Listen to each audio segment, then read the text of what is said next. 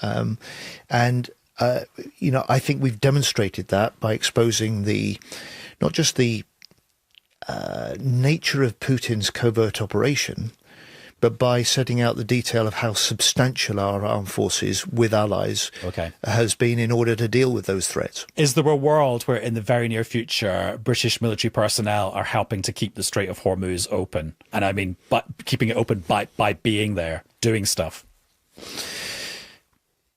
First and foremost, we need the ceasefire to hold. We want it sort of strengthened so that it becomes a long-term peace. And that, in the end, will be the best circumstances in which the opening of the Strait of Hormuz takes place, because fundamentally it's about the confidence of commercial ship owners, crews, insurers, that their ships can have safe passage.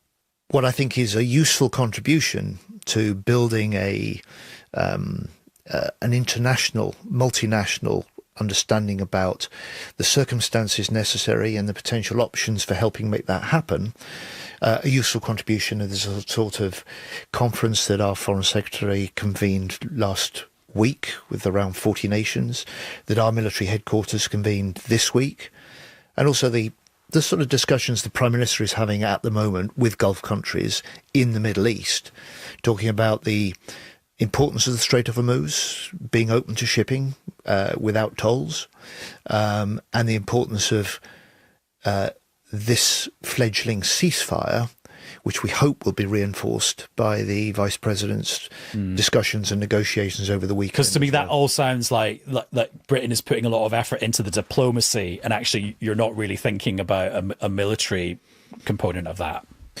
We've been discussing and looking at the development of military options with other nations. But fundamentally, this needs to be diplomatically led. Fundamentally, it needs to be in the context of a ceasefire that holds, and that it's in the context also of a stability that's restored to the wider region. And is your understanding of the ceasefire that was agreed between the Iranians and the US, that Lebanon was included in that, and Israeli attacks on Hezbollah were meant to be incorporated into the ceasefire? If we want stability, if we want a settled Middle East, then Lebanon has to be included in the ceasefire. We want to see it included in the ceasefire.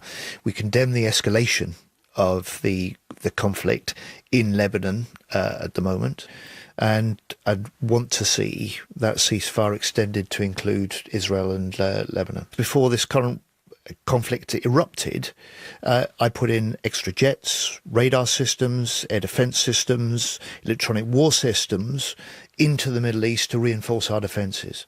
So we have from day one been able to fly defensive missions to protect British people, our bases and our allies out there. And as we've seen then the nature and extent of the widespread retaliation from Iran, then we've stepped up and altered what we've done. If you have more of all those things, then you've got more resilience. But as you said, you are investing. Yeah, look, no, but nobody can deny our forces, including the Navy, have been hollowed out and underfunded. We don't turn that round overnight. You know, the fact that under the last 14 years, the number of warships were cut, the number of mine hunters were cut, the renewal of our nuclear deterrent was delayed. But we are putting more into British shipbuilding now, 300 million more last year. We're now doubling the amount of investment we're putting into autonomy to £4 billion. So we are turning that down. We are rebuilding it. But when it takes 6 years to build a warship, you can see that won't happen overnight. Thank you for listening to The Interview. You will find more in-depth conversations on The Interview wherever you get your BBC podcasts, including episodes with Ukraine's President Volodymyr Zelensky and Antonio Guterres, Secretary-General of the UN, plus many others. Until next time, bye-bye for now.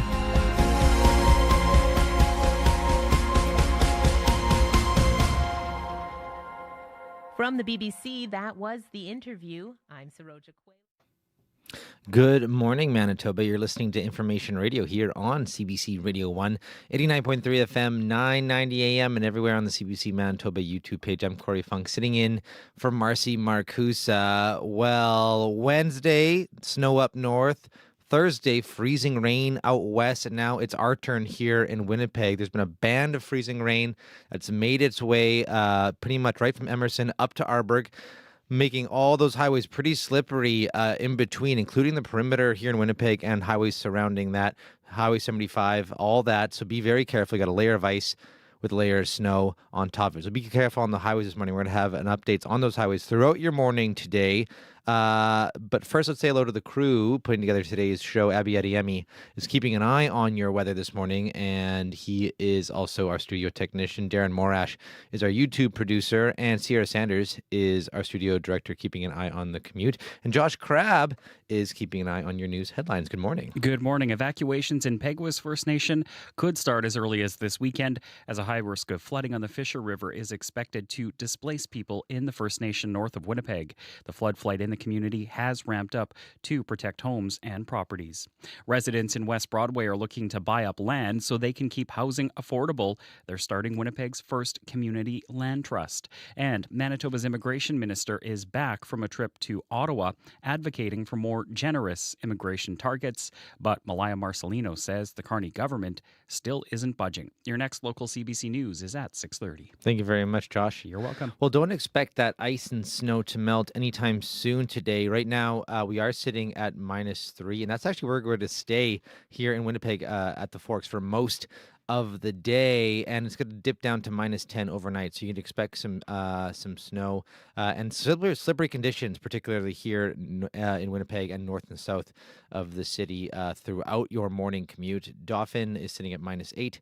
Right now, Brandon -7, and Thompson, you're sitting at -16. Stay tuned. Lots to come here. We're going to speak with the winner of a $100,000 scholarship, the Loran Scholarship.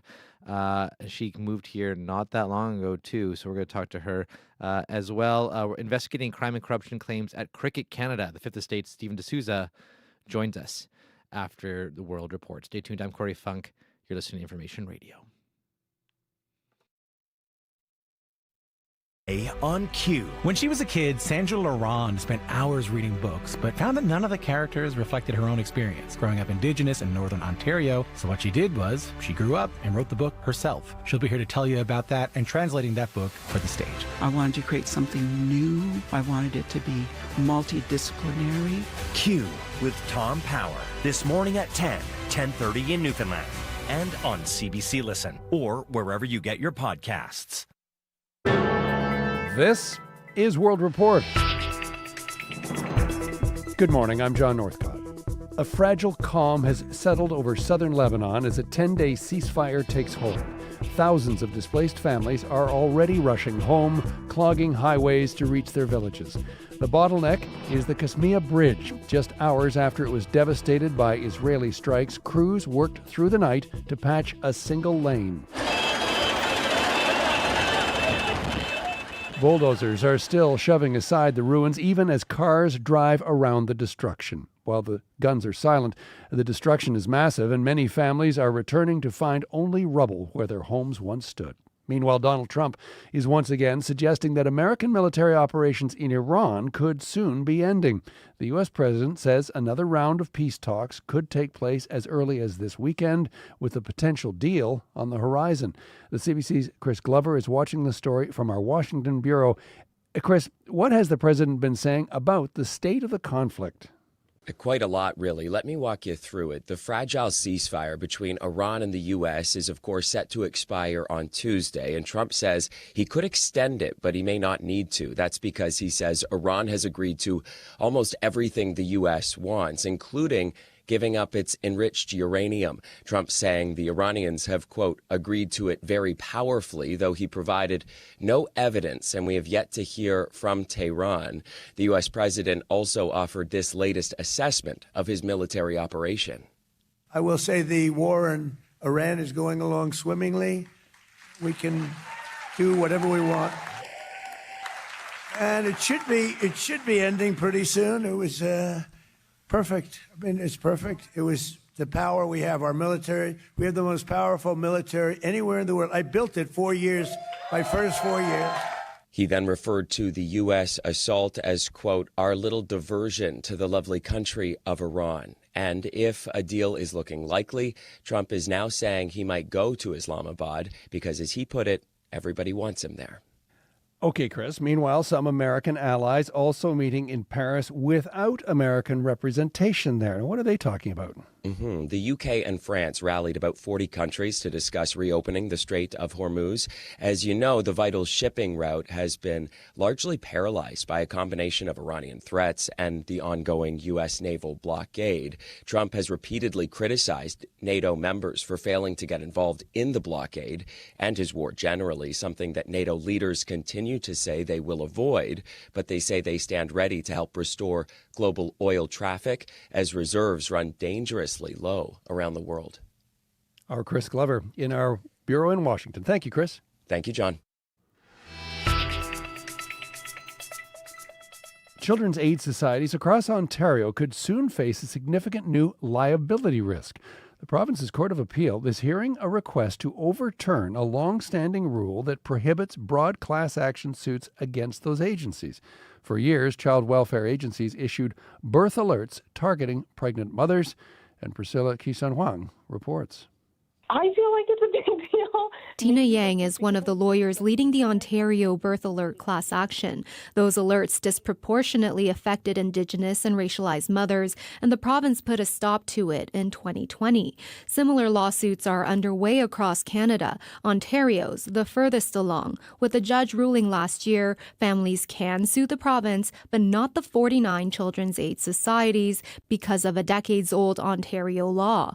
This week, the court heard arguments asking to overturn or amend that rule, which says there should be a named plaintiff with direct claims for each defendant. Other provinces don't have this barrier, says Yang. So it's hard for no good reason. The lawsuit currently has 2 women willing to represent the class. Yang says this group is extremely vulnerable, and finding someone for each of the 49 agencies isn't realistic. We're grateful to have clients who said, don't let this be the end of the road for the other people who were subjected to birth alerts. In court, the Ontario Chamber of Commerce warned overturning the rule could expose businesses to even more litigation. Other groups said the rule acts as an escape hatch for wrongdoers. Lawyer Golnaz Nair Ahmadi represents the Canadian Civil Liberties Association. It could have significant consequences in terms of improving access to justice for vulnerable groups. The Ontario government also appealed the ruling against it. The judges reserved their final decision. Yang says that could take a few months. Priscilla Kisan-Huang, CBC News, Ottawa. Canada is marking the 44th anniversary of the Charter of Rights and Freedoms today, but the federal justice minister warns the document is at a critical turning point. Sean Fraser says he is increasingly worried about how provinces are using the notwithstanding clause to override basic rights and bypass the courts. Olivia Stefanovich reports. Oh, that's neat.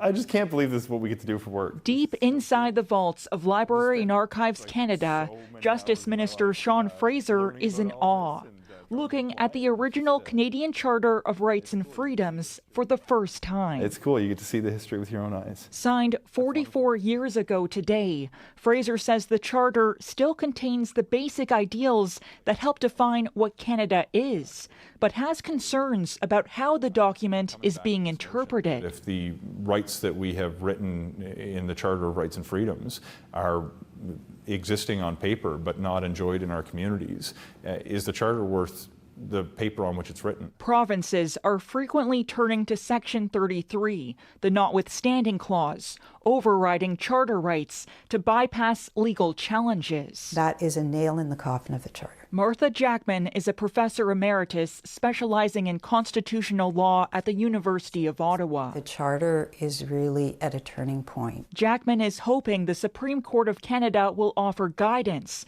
when it issues a ruling on Quebec's use of the notwithstanding clause to shield its secularism law, a decision that Fraser says will help the federal government determine its next steps, including how far it will go to establish guardrails around the use of the controversial clause. Olivia Stefanovich, CBC News, Ottawa.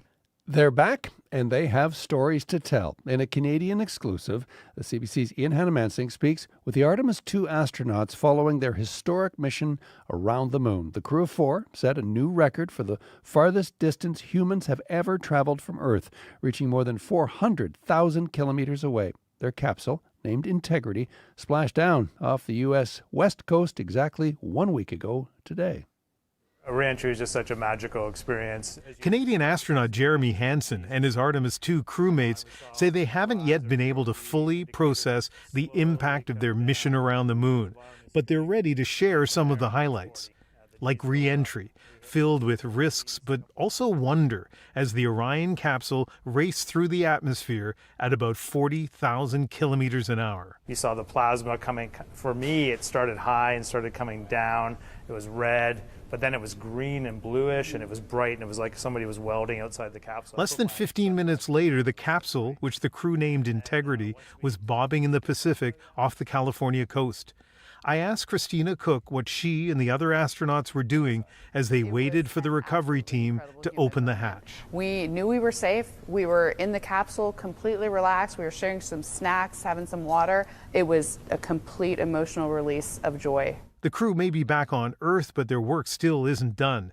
This week, they've been simulating moonwalks in a weightless environment, collecting data for future Artemis astronauts for the next big step, returning to the moon. Ian Hannamansing, CBC News at the Johnson Space Center in Houston. And you can watch Ian's entire exclusive interview now on the CBC News app at cbcnews.ca or on the National's YouTube page.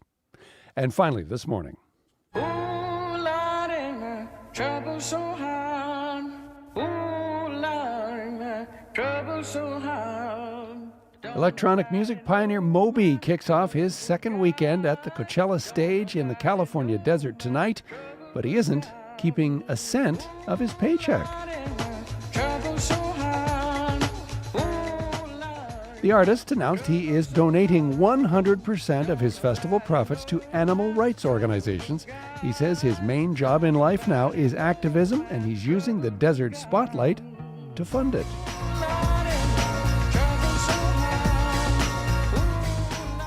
And Moby shares the spotlight tonight with headliner Sabrina Carpenter.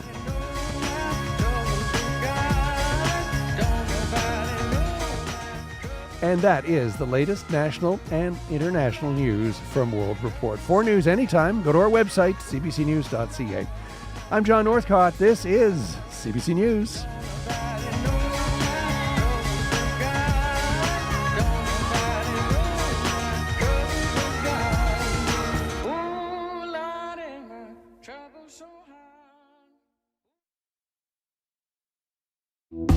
Whoa. Haven't heard Moby in a while. Good morning, Manitoba. You're listening to Information Radio here on CBC Radio 1, 89.3 FM, 990 AM, and everywhere on the CBC Manitoba YouTube page. I'm Corey Funk. Sitting in this Friday from Marcy Marcusa. Good to be with you. And yes, it's still wintry out there, and it could be slippery out there. You have a layer of ice with a layer of snow on top from that band of freezing rain that kind of came right through Winnipeg from southern Manitoba up into the Interlake. We're going to have details on that coming up shortly. But first, here's what's coming up this hour on the show. The federal government has lifted the gas tax to give Canadians some relief with high energy prices. We're going to check in with an economist to find out what else might help with the cost of living. Also, investigating crime and corruption claims at Cricket Canada. The Fifth Estate's Stephen D'Souza joins us. But first here on the show, we're going to hear from a Rossburn teen who's been juggling multiple jobs since the 9th grade. And now she'll have a full ride at the University of Calgary because she won the prestigious $100,000 Loran Scholarship. She's joining us up first here on Information Radio. But first, let's check in with Josh Crab with a look at news headlines. Good morning. A Winnipeg neighborhood is taking housing off the market to make sure it stays affordable. West Broadway is creating the city's first community land trust. The former lawyer for a Winnipeg man who claims he was forced to plead guilty to drug charges testified in court yesterday. He says the man never said anything about being threatened at gunpoint by a police officer now in prison for corruption. And people living in Peguis First Nation are once again facing the risk of rising water. The community says more than 200 homes need to be protected, and evacuations could begin as early as this weekend. Your next local CBC News is at 6:30. Thank you very much, Josh. You're welcome. That is Josh Crabb at your CBC News Desk. And Abby Adiemi, tell me more about this wintry April weather we're having. Well, Corey, it's more like ice pellets outside, freezing rain, and of course, we're anticipating some snow to mix with that later in the day. But for now, we have the warning for freezing rain officially in effect for the Red River Valley region, including Winnipeg and nearby communities. This band of ice, which developed over the southeastern part of the province this morning, will be making roads and walkways incredibly slippery, and this will have a major effect on rush hour commuters, surfaces around the highways, and even parking lots become very difficult to navigate. Despite the winter gears shoes I had on this morning, it was still pretty slippery on the sidewalks and even parking lots. And this freezing rain is expected to stick around through the morning hours, and then it finally begins to end later in the day. But since there's a high confidence forecast, you should expect a messy and slow start to your Friday. So take your time on the road and stay safe while this ice is on the ground. And the phone is ringing for Sierra. Forecast for Winnipeg and the Red River Valley region at this time. We're looking at this ice pallet haters at the airports and at the Forks. We're currently at -4, and I'll go get the phone. Thank you very much. I imagine that's going to be the first of many phone calls today in the studio because it's a curling rink out there. I think it's going to be a day of teamwork here in the studio for sure, and I think that will be the first of hopefully maybe many calls about the commute today. I know on my drive in I was a bit taken aback about the rain, and now there's snow as well. So it seems to be that that freezing rain has hit the ground, and then now there is some snow on top of that. So you want to make sure you are going slow and being aware of that on the roads today as well. Maybe getting out a little bit earlier to scrape your car like I had to. And I'm so sorry to my neighbors who I probably awoke at 4:30 in the morning when I was scraping. Exactly. I don't think they liked that, but I had to do what I had to do. I think today is going to be a mix of here in the city stories and also stories of the highways. A quick look at the highways here as we kick off the show. Northeast of Winnipeg, we're looking at a lot of highways being reported as covered by Manitoba 511. So highways around Selkirk, Sandy Hook, Broken Head, those areas are seeing some covered conditions there. South of Winnipeg, those are being reported as covered as well. Highway 75 to the U.S.-Canadian border and Highway 59 as well to the U.S.-Canadian border. And we're also seeing highways around Morden seeing covered and reduced visibility conditions there. And then looking to the west and northwest of the city, highways around Birtle, St. Lazare, and Riding Mountain National Park, we're seeing partly covered and covered conditions. And the highways up north continue to see partly covered and covered conditions. So you want to make sure if you are getting out on the highways to check Manitoba 511 for those conditions and adjust your driving as needed. We're on until 8:37 today, so if you need anything or there is something getting in your way or you're getting backed up somewhere, give me a call on the CBC commuter line, whether you are here in the city or on the highways. That number is 204-788-3093.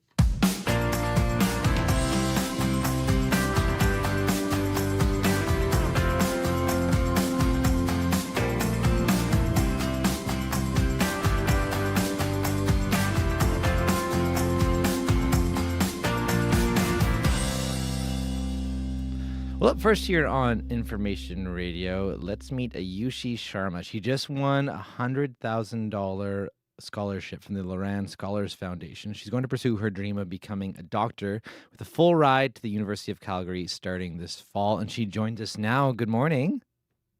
Hi, good morning. Thank you for having me today. Congratulations. So when did you, let's start from the beginning here. When did you get the news? How did you get the news? So I got a news a week after the finals, and it was the March 1st weekend, and I was actually setting up for my grad bunch fundraiser when I got a call, and I just came home to grab a few stuff, and I was getting out of my driveway, and I saw the Toronto number just listed on the top, and I was like, oh my God, this might be it. But I was just very grateful for all the moments and like the experience already, that I wasn't thinking too ahead if I'm gonna win it or not. And when I picked up the phone, and it was Megan Moore, the CEO of Loran, and she told me that I won the scholarship and I literally forgot how to talk in English. And it was just such a grateful moment that it started feeling overwhelming. And I went in and I gave my dad a hug and we did shed a few tears, but it was definitely a very honorable and grateful moment and a moment I would never forget in my life. That's wonderful, and I can't think of a more Loran Scholar way than preparing for a grad brunch fundraiser while you get it. That's amazing, and it must I think we had another Loran Scholar on yesterday, and he was talking about how it is kind of a team effort, like how you went to your dad right away to get you where you are now. So you actually came to Canada from India, 2021 with your family. How is that experience of moving here and then these last 5 years trying to build a life here help shape and get you to where you are today? So yes, my dad moved here a few years back, and then my mom and my brother and we moved here in 2021. It was definitely hard because of quarantine and COVID going at the time, but I think every step, every moment have taught me something to who I am today. I think the one big thing was learning a new culture and everybody around me. And I think the support I have got from community has definitely helped me do a lot of stuff that I've been doing lately. And just making it kind of a new home. So I feel like, as you said, it's a team effort between me and community as well. And helping you achieve those goals, even though those are small, it definitely helped. I wouldn't say it's the most easiest thing, but I would say putting myself out there and getting involved in community as much as I can made me gain so many strong relationships and family out of my own home, right? And I think I have made so many incredible relationships that I wouldn't change anything else for. And it's been a lot of hard work, as you mentioned, to get here, and that actually includes having multiple jobs since grade 9. So, what kind of jobs have you've been working on top of obviously school and volunteering? Yeah, for sure. I started working in grade 9 at our local grocery store. It's a co-op, it's a Parkway co-op, and just right in the Rossburn. So I was in a life work class and I made a resume and cover letter, and my teacher suggested me maybe I should apply for a job. So thanks, Mr. Dubb. And I did that. And I had that job till now. I'm still working that job. So it's been about 3.5 years doing the same job. I work casual at a couple locations of care home, Rossburn and Shoal Lake for dietary aid. So that's in kitchen. I have worked a summer at a golf course restaurant. And I have also done babysitting, so there's Wow. a few of those jobs. How do you, Yeah. and then I want to talk about your what you've done for volunteering and stuff too. But how do you balance all that, like between school and work and volunteering? I think it could be hard once in a while, but I think just the usually thing is I try to enjoy as the stuff I like to do, because at that way it feels less like a work and more kind of trying to find fun in anything I try to do, and then it feels less like a work. And I feel like when you're happy in a place, it doesn't really feel that burnt out. But I would say sometimes it's hard. Sometimes my time managements haven't been the greatest, but most of the time, I think managing my time wisely and trying to use as much time I have, I think has been the key this past 4 years. And now that you've got the scholarship, now you're going to University of Calgary? Is your plan to just focus on studies, or are you the type of person that needs to be busy and have something else on the side? Or are you going to try to find a job at a co-op in Calgary or something like that too? Um, I am not sure about the working the first year, but I feel like I like to be a busy person. I see always my parents and everybody around me working so hard, so it kind of gets to me to work as hard as I can. But for sure, I want to take any opportunity that comes my way, especially with volunteering and different clubs and stuff, and that's what I'm more excited about. So my main focus is finding something according to the passion and studies I'm about to do. And even in summers, I want to just try a lot of different new things. So you never know. I'm just excited to discover this new part of my life. And I am not really sure if I'm going to do it or not. But for right now, the fall semester, I'm not planning on doing any job and kind of focusing more on studies. Probably smart to just ease into it. And you are hoping at this point to be a doctor. Why do you want to go into medicine? Yeah, for sure. So I want to go into medicine. The past 5 years, I've been living in rural communities since I came to Canada, and it's been awesome. And I would not have changed it for anything else. And I feel like I haven't had a family doctor in over a year at this point, and I feel people struggling to their finding a family doctor or easy healthcare access. And I really want to get into medicine so I can fill that gap for accessible and more accessible healthcare system, especially in rural and isolated communities, as it's just such a basic need. And I think everybody deserves it, especially people in small communities. And I think that's one of my main reasons why I want to get into medicine. And would you want to come back to Manitoba after you're done your studies? Maybe I want to live in prairies for right now and come back. So there's a good high chances I might come to Manitoba back too. But as I said, I'm just so excited to discover this new part of my life. So I can't just 100% promise where it's going to take me, but I would love to come back to Manitoba too. Well, it's good. You got to keep your options open over the next 4 years. Lots of change ahead. Well, Ayushi, congratulations. It was lovely chatting with you, and all the best. Yeah, thank you so much for having me today. It was great talking to you too. Ayushi Sharma is one of the winners of the $100,000 Loran Scholarship. She's among the 35 who were chosen from 5,000 applicants nationwide.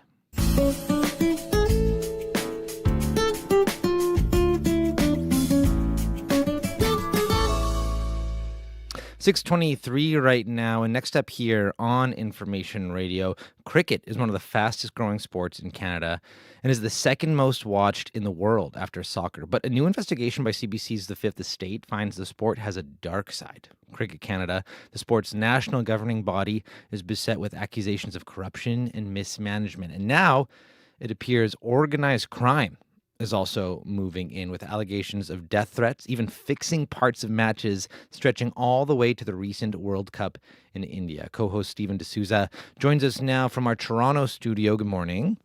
Good morning. So, Stephen, let's just start at the beginning here. So, there's accusations of mismanagement, corruption at Cricket Canada. What's going on there? One of the examples of alleged mismanagement is a situation with the former CEO, a man named Salman Khan.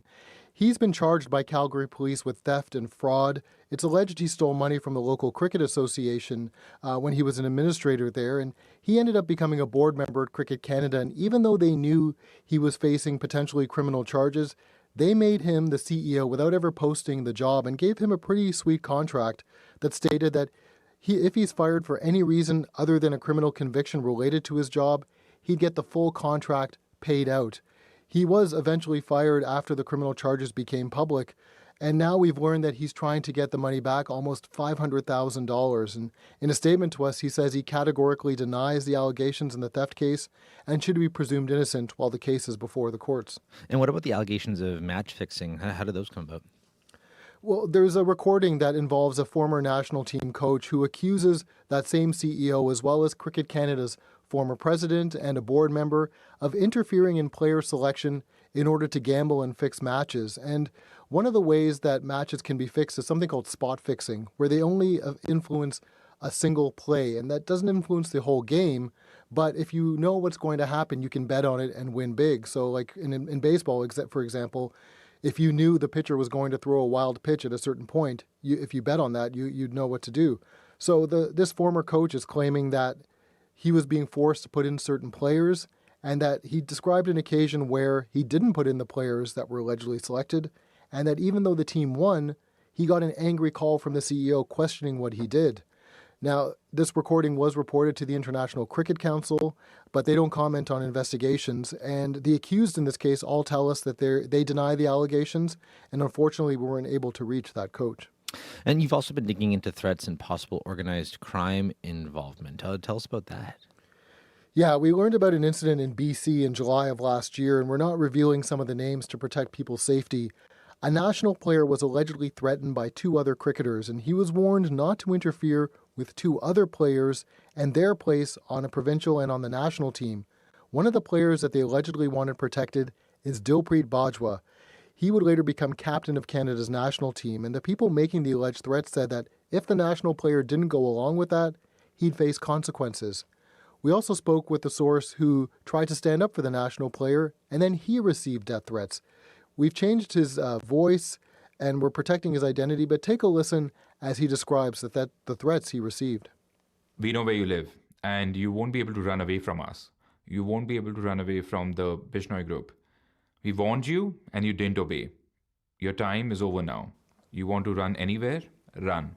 You will not survive. Police in Delta, BC are investigating, and they've even placed cruisers out front of our source's home for his safety. Wow. So do you know more about who's behind the threats and why they were made? Our sources allege that the threats can be linked to a man named Arvinder Kosa. He was a president of Cricket BC, and he's connected to the two players who allegedly made the threats. And our sources allege that he was pushing for Dilpreet Bajwa to be on teams at the provincial level and to be on the national team and to be captain of the national team. We did speak to Mr. Kosa for our story, but he denied influencing any decisions around Dilpreet Bajwa and denied knowing the substance of the alleged threats. I am not in the Cricket Canada, right? I have no vote in the Cricket Canada. I am not director or selector in the Cricket Canada. Maybe they have arguments or not arguments. I have no idea about that. Now, he denied any connection to the Bishnoi gang and called the accusations political propaganda against him. So you also covered the team at the World Cup in India. Did anything happen there that was out of the ordinary? Yeah, something happened in the third match, and it's raised a lot of suspicion amongst the team. It involves the captain, Dilpreet Bajwa. In the fifth over of the match, he delivered a no ball, which is an illegal delivery. It's not necessarily uncommon, but it is something that's flagged for potential spot fixing. Multiple sources tell us Bajwa was called in by the International Cricket Council's anti-corruption unit the next day, was interviewed, and had his phone searched. Now, again, they don't comment on their investigations, and the investigations can sometimes take years because they have a very high bar to prove wrongdoing. Dilpreet Bajwa didn't respond to our request for comment, so we don't actually know if he's even aware that threats were allegedly made on his behalf. So then what about Cricket Canada then? What's happened at the top since you started the investigation? They've basically undergone a complete leadership change because there was a court battle where provinces were asking for change and a judge agreed, so he ordered a vote. The president and vice president were voted out. The provinces selected a new president, and the man they selected is Arvinder Kosa, the man we were just describing as a person that sources say is connected possibly to these threats. He's now in the leadership position, and he's now tasked with turning this organization around. And as our documentary has been released on YouTube, people are starting to see these accusations and are wondering what direction the organization is going to go. Well, Stephen, thanks for your time. I really appreciate it. My pleasure. Stephen D'Souza is a co-host with the Fifth Estate. He was in our Toronto studio. Corruption, Crime, and Cricket Canada airs on the Fifth Estate tonight at 9 p.m. on CBC Television and CBC Gem. You can also watch it on YouTube, as you mentioned, right now. Time now for your CBC Winnipeg News. This is CBC News. Good morning. I'm Josh Crabb in Winnipeg. At 6:30, it's -4 downtown with ice pellets. A freezing rain warning remains in effect for the southeast part of the province. It could let up later this morning, but right now highways, roads, bike paths, and walkways are icy underneath and covered in a layer of snow. Manitoba's addictions minister says it's not up to her to declare a public health emergency over the drug crisis. Some frontline organizations are calling for the declaration after several recent drug-related deaths in Winnipeg. Addictions minister Bernadette Smith says that decision lies with Chief Public Health Officer Dr. Brent Roussin. But in the meantime, she says the province is doing what it can, and that includes working as fast as it can to open a supervised consumption site. These are someone's loved ones. This government is working really hard with the sector to get, the supervised consumption opened. Premier Wab Kinew had targeted March for the opening of a consumption site on Henry Street, but later backed off that timeline due to the complexities involved. Manitoba's immigration minister says Ottawa hasn't budged amid her pleas for generous immigration allotments. Malaya Marcelino says she brought a team of local business leaders with her to the nation's capital this week. They made a case for why Manitoba needs a higher provincial nominee allotment. Manitoba got 9,500 slots in 2023. That was shrunk down to around 6,000 last year. These numbers are not acceptable for what we need as an economy. We were not consulted when they made these cuts. We were not part of that group that needed these cuts. And in fact, we are being harmed by these federal immigration cuts. Marcelino says the feds also aren't wavering on a request to extend federal work permits to expire this year. Over 100 demonstrators gathered at the steps of the Legislative Building for 3 days in a row this week, calling on Manitoba to push Ottawa for extensions to those federal work permits. Evacuations in Peguis First Nation could start as early as this weekend, as people living there are once again facing the risk of rising water. The community says more than 200 homes need to be protected, as the province warns there's a high risk of flooding on the Fisher River. Marilyn Spence has lived through flooding in her home in both 2014 and 2022. She's seen the damage it leaves behind. I can smell the mold in here, but we try to open the windows in the spring, have them open, and fans going. That fan's going all the time. Peguis Chief Stan Bird says some evacuations in the community could start as early as this weekend. He says they're working to identify where people could go. The former lawyer for a Winnipeg man who claims he was forced to plead guilty to drug charges testified in court on Thursday. He says the man never said anything about being threatened at gunpoint by a police officer, now in prison for corruption. CBC's Caitlin Gowerlook was in court and has more. The lawyer says the first time his client brought up Elston Bostock's name was in August 2025, a few weeks after the now disgraced officer's highly publicized rearrest. The man is now trying to withdraw his guilty pleas on drug trafficking and money laundering charges. He's arguing Bostock and another drug trafficker threatened him at gunpoint because they thought he might implicate the trafficker. He says he pleaded guilty shortly after. His former lawyer says when the man did eventually bring up Bostock, he looked into those claims, but didn't find anything to support them. Bostock is now serving 7 years for corruption and other offenses. The hearing for the man trying to withdraw his pleas will continue at a later date. The identities of the man and his former lawyer are under a publication ban. Caitlin Gowerluck, CBC News, Winnipeg. A Winnipeg neighborhood is taking housing off the market to make sure it stays affordable. West Broadway is creating the city's first community land trust. It's a housing model where existing housing is purchased so it can be treated as a community asset.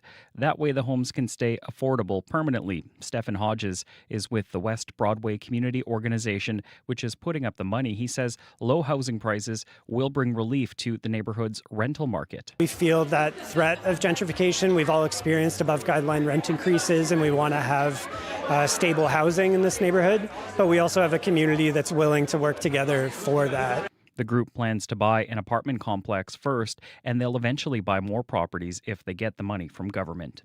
And it was a disappointing end to a disappointing season for the Winnipeg Jets. Opportunity here for Kepke. He's got a good burst, walking in all alone, and he scores! Top corner, no doubter! Cole Kepke on TSN opened the scoring in what turned out to be the Jets' only goal of the night in their final game of the season. The San Jose Sharks responded with 6 unanswered goals for a 6-1 win. Winnipeg finishes out of the playoffs, 26th overall in the league. They'll have the 7th best odds in the NHL draft lottery, with a 6.5% chance of getting the first overall pick of up-and-coming amateur players. That is the CBC News from Winnipeg. Your next local news is at 7:30. Thank you very much, Josh. You're welcome. That's Josh Crabb at your CBC News desk. Well, yes, that wintry weather continues here.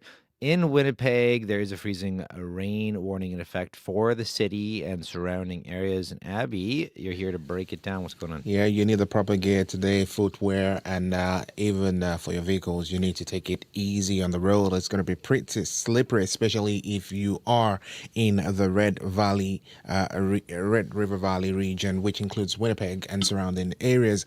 We have this freezing rain warning in effect. This band of ice developed over time and and is really sweeping across this part of the province. It's going to be making the roads and walkways really, really slippery this morning, so take it easy. Forecast for Winnipeg at this time. We're looking at this freezing rain. Some areas getting snow mixed in, ice pallets, flurries this morning, and windy conditions coming from the northwest. We're getting all the mix this morning. Temperatures around -4. We will stay there all morning and even into the afternoon period. Our highs today is expected to be around -3, significantly below the normal, which is always which is supposed to be 10 degrees at this time of the year. Tonight, mainly cloudy conditions continues. For the southern region, the Pembina Valley region, all the way from Morden down to Port Perry, we're looking at a -5 at this time. Mostly cloudy there. You warm up to -2. Brandon towards Nipawin, we're tracking -7 and cloudy conditions with highs close to -3. Slim chance of flurries in the forecast. In the Parkland region, from Dauphin all the way to Roblin, we're seeing light snow there, -8 at this time. You warm up to -4, while in Interlake region, Gimli is at -4 and partly cloudy at this time.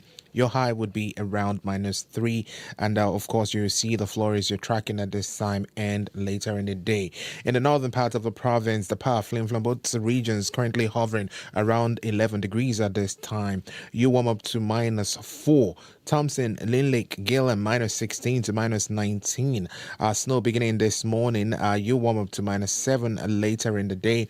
To Dune Lake, we're tracking -20 there. Clear skies. Highs will be around -2, and the morning wind chill feels close to -30. While for Churchill and the York region, sunny conditions you get -22 at this time. Your high would be around -9, though you're still getting those concerning wind chills around -32 this morning. So in conclusion, summary, Corey, the province really facing a messy Friday down south with this ice and snow in the mix. It's likely going to impact a lot of things, especially the surfaces, sidewalks, and even the roads. So take it easy out there. For the city, we're expecting this freezing rain to stay with us for most of the morning. We'll warm up to -3 later in the day. Thank you very much, Abby. Thank you. Yes, it hurt on the way in today when that freezing rain was pelting down. I don't know if it's as much. It was hard to tell from outside here that if it's that freezing rain now or if it's just straight up snow. But there is going to be a layer of ice on the highways there, isn't it, Sierra? Yeah, there for sure is. And that's something to keep in mind and to prepare for icy and snowy conditions if you are getting out on the highways here. I will rattle off a couple of highway conditions right now. As it seems to be, though, that these conditions seem to be changing minute by minute. If you're watching our YouTube stream, our YouTube producer, Darren Morash, has kind of putting up some of the photos of the highways right now, and some of them are looking a little bit bare, while others are looking a little icy, snowy. So you want to be prepared for that. We'll start with the northeast of Winnipeg. That's being reported as covered by Manitoba 511 and highways around Selkirk, Sandy Hook, Broken Head. Those areas there. South of Winnipeg, those many highways being reported as covered. Highway 75 to the U.S.-Canadian border and Highway 59 to the U.S.-Canadian border. As well, Highway 1 going west to Eli is being reported as partly covered with reduced visibility. So you want to, I know that the Highway 1 there can get a little bit busy during this time of day, so you want to keep that in mind if you are heading out that way. And highways around Morden seeing covered and reduced visibility as well. Then looking to the west and northwest of Winnipeg here, highways around Birtle, St. Lazare, Riding Mountain National Park, and Dauphin seeing partly covered and covered conditions. And then highways up north continue to see partly covered and covered conditions. So a good amount of the highways around the province they're seeing or feeling the aftermath or feeling this weather system that's currently moving through the province. So you want to be prepared, plan accordingly, get out on the road a little bit earlier or get outside to scrape off your car a little bit earlier. However you need to adjust, that might be the name of the game today. So far, nothing major going on here in the city, just those slick, icy and snowy conditions. But the number to call if there is something going on and you want to let me know about, 204-788-3093. I bet you there's some people who put away their windshield brushes and scrapers away for the winter, and they're using their credit cards. There might be IDs some of those might be the case. I almost did, but I threw it in the back of my trunk, so it was a little easier access. But I'm glad I didn't put it away further back into my closet or anything like that. No, we all thought it was over. It's okay to cry, everybody. It's okay to cry. We're in this together. We're in it together. Thank you very much, Sierra. That's Sierra Sanders, your studio director. Well, up next here on Information Radio, Krista Lee Ramlakan is here with your business report. Good morning. Hey, good morning, Corey. So Wall Street has set another record high. So what's moving the markets and how's Canada doing? Well, investors are optimistic as they watch for signs of U.S.-Iran talks and a possible extension of the ceasefire that expires next week. So, however, Canada's main stock index finished in negative territory yesterday, and this morning Asian stocks are mostly lower and European stocks are mixed. Now, oil prices are down while U.S. futures have edged up, and U.S. President Donald Trump has suggested he is open to extending that 2-week ceasefire, and a 10-day ceasefire between Israel and Lebanon has also gone into effect today. And even though oil prices are down right now, they remain higher than they were before the war started. So are there any, there are also fears of fuel shortages that could affect travel, right? Yes, that's right. So Canadians traveling to Europe and parts of Asia may face flight disruptions and cancellations within weeks as tensions in the Middle East strain an already dwindling global jet fuel supply. The head of the International Energy Agency is warning that Europe only has about 6 weeks of jet fuel left. So the closure of the Strait of Hormuz is affecting the movement of oil, gas, and other vital supplies. And the head of the agency is describing the situation as the largest energy crisis ever. Now, airlines have reacted with caution, acknowledging fuel issues, but they are also working to try to reassure customers. But, still, some carriers have already passed on these extra costs to consumers by increasing fees for things like baggage and add-ons, embedding costs into ticket prices, or just straight up raising fuel surcharges. So travel and aviation experts warn against passengers canceling flights prematurely, though, which would absolve these carriers of their obligations to rebook or even refund passengers. And experts say if you haven't booked yet, you should lock in your price with a refundable ticket. And staying on travel affected by energy, Sunwing Vacations has extended its suspension of operations in Cuba until October now, as the popular tourist hub remains cut off from oil shipments. So the U.S. captured Venezuela's president in January and effectively cut off Cuba's oil supply. And Trump has also signed an executive order saying countries that sell oil to Cuba would face tariffs. And finally here, Canada Post, it's taking those early steps now to stop the home delivery of mail. Yes, that's right. So the Crown Corporation is initiating talks with 13 communities, including some there in Winnipeg, to begin converting about 136,000 addresses from door-to-door delivery to community mailboxes. It is the first step in a move that will end home delivery for about 4 million addresses over the next 5 years. A spokesperson says eliminating home delivery would save Canada Post about $290 million a year and would not require layoffs. So this is part of larger restructuring efforts to save money and to stay financially viable under crushing debt. And the majority of the new community mailboxes will be installed in BC and Ontario. Ottawa, Etobicoke, and municipalities around Vancouver are the main areas being targeted. But some other postal codes, including in BC's Fraser Valley, there in Winnipeg, New Brunswick, and Quebec, will also lose door-to-door delivery. So the addresses are expected to be switched over late this year and in early 2027.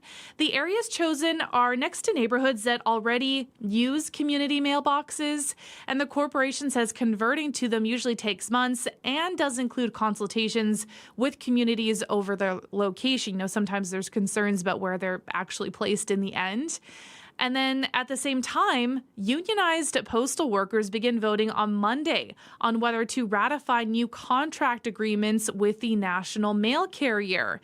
And they have been without a new contract since 2023. And that, of course, has resulted in things like work stoppages and the mail not being delivered at all. Right. Well, lots to keep an eye on there. Thank you very much, Krista Lee. Okay, thanks, Corey. That is Krista Lee Ramlakan with your business news.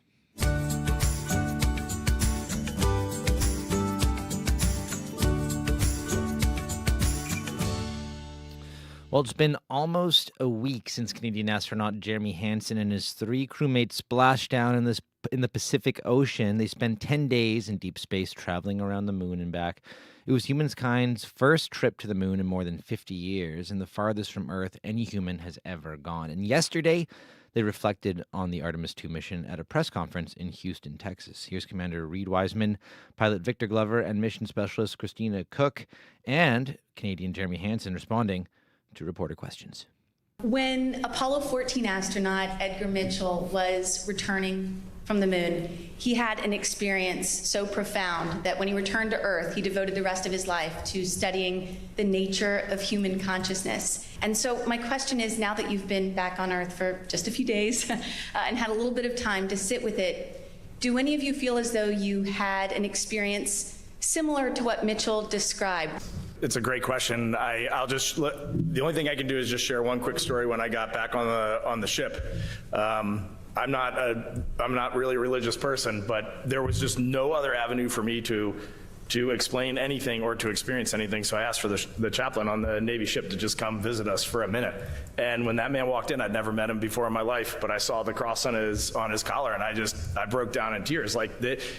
It's very hard to fully grasp what we just went through. And in these short, you just said it's been a week since we've been back, but it's been a week of medical testing, physical testing, doctors, science objectives.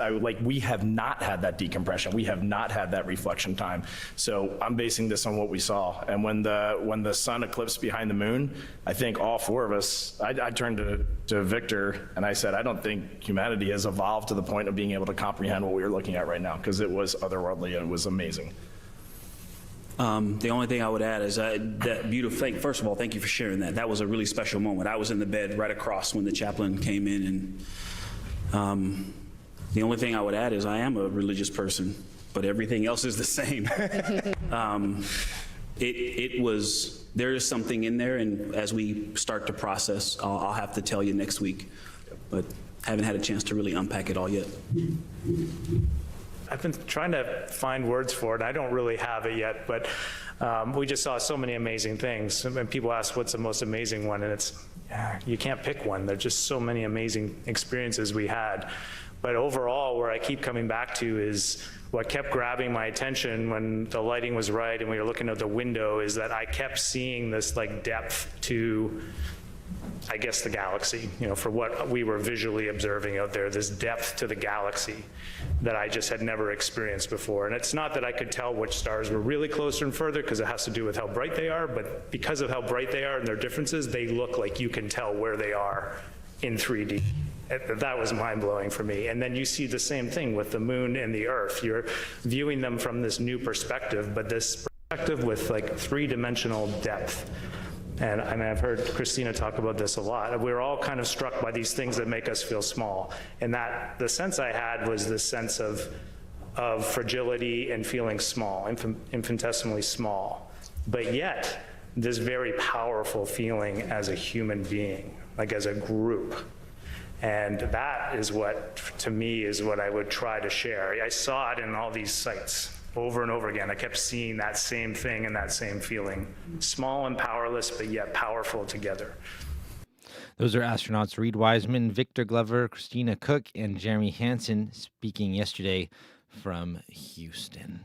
Well, 6:49 right now here on Information Radio, and here in Winnipeg, that yellow freezing rain warning is still in effect right now, and we're kind of watching highway conditions slowly deteriorate in and around the city right now. That includes the perimeter being reported as covered, Highway 75, Highway 59, and a bunch of highways north and south of the cities, right from Emerson up into the Interlake to Arborg. So between there, lots of highways with poor and slippery conditions, because that layer of ice really blanketed the city, and could be a bit of a curling rink out there, so just heads up.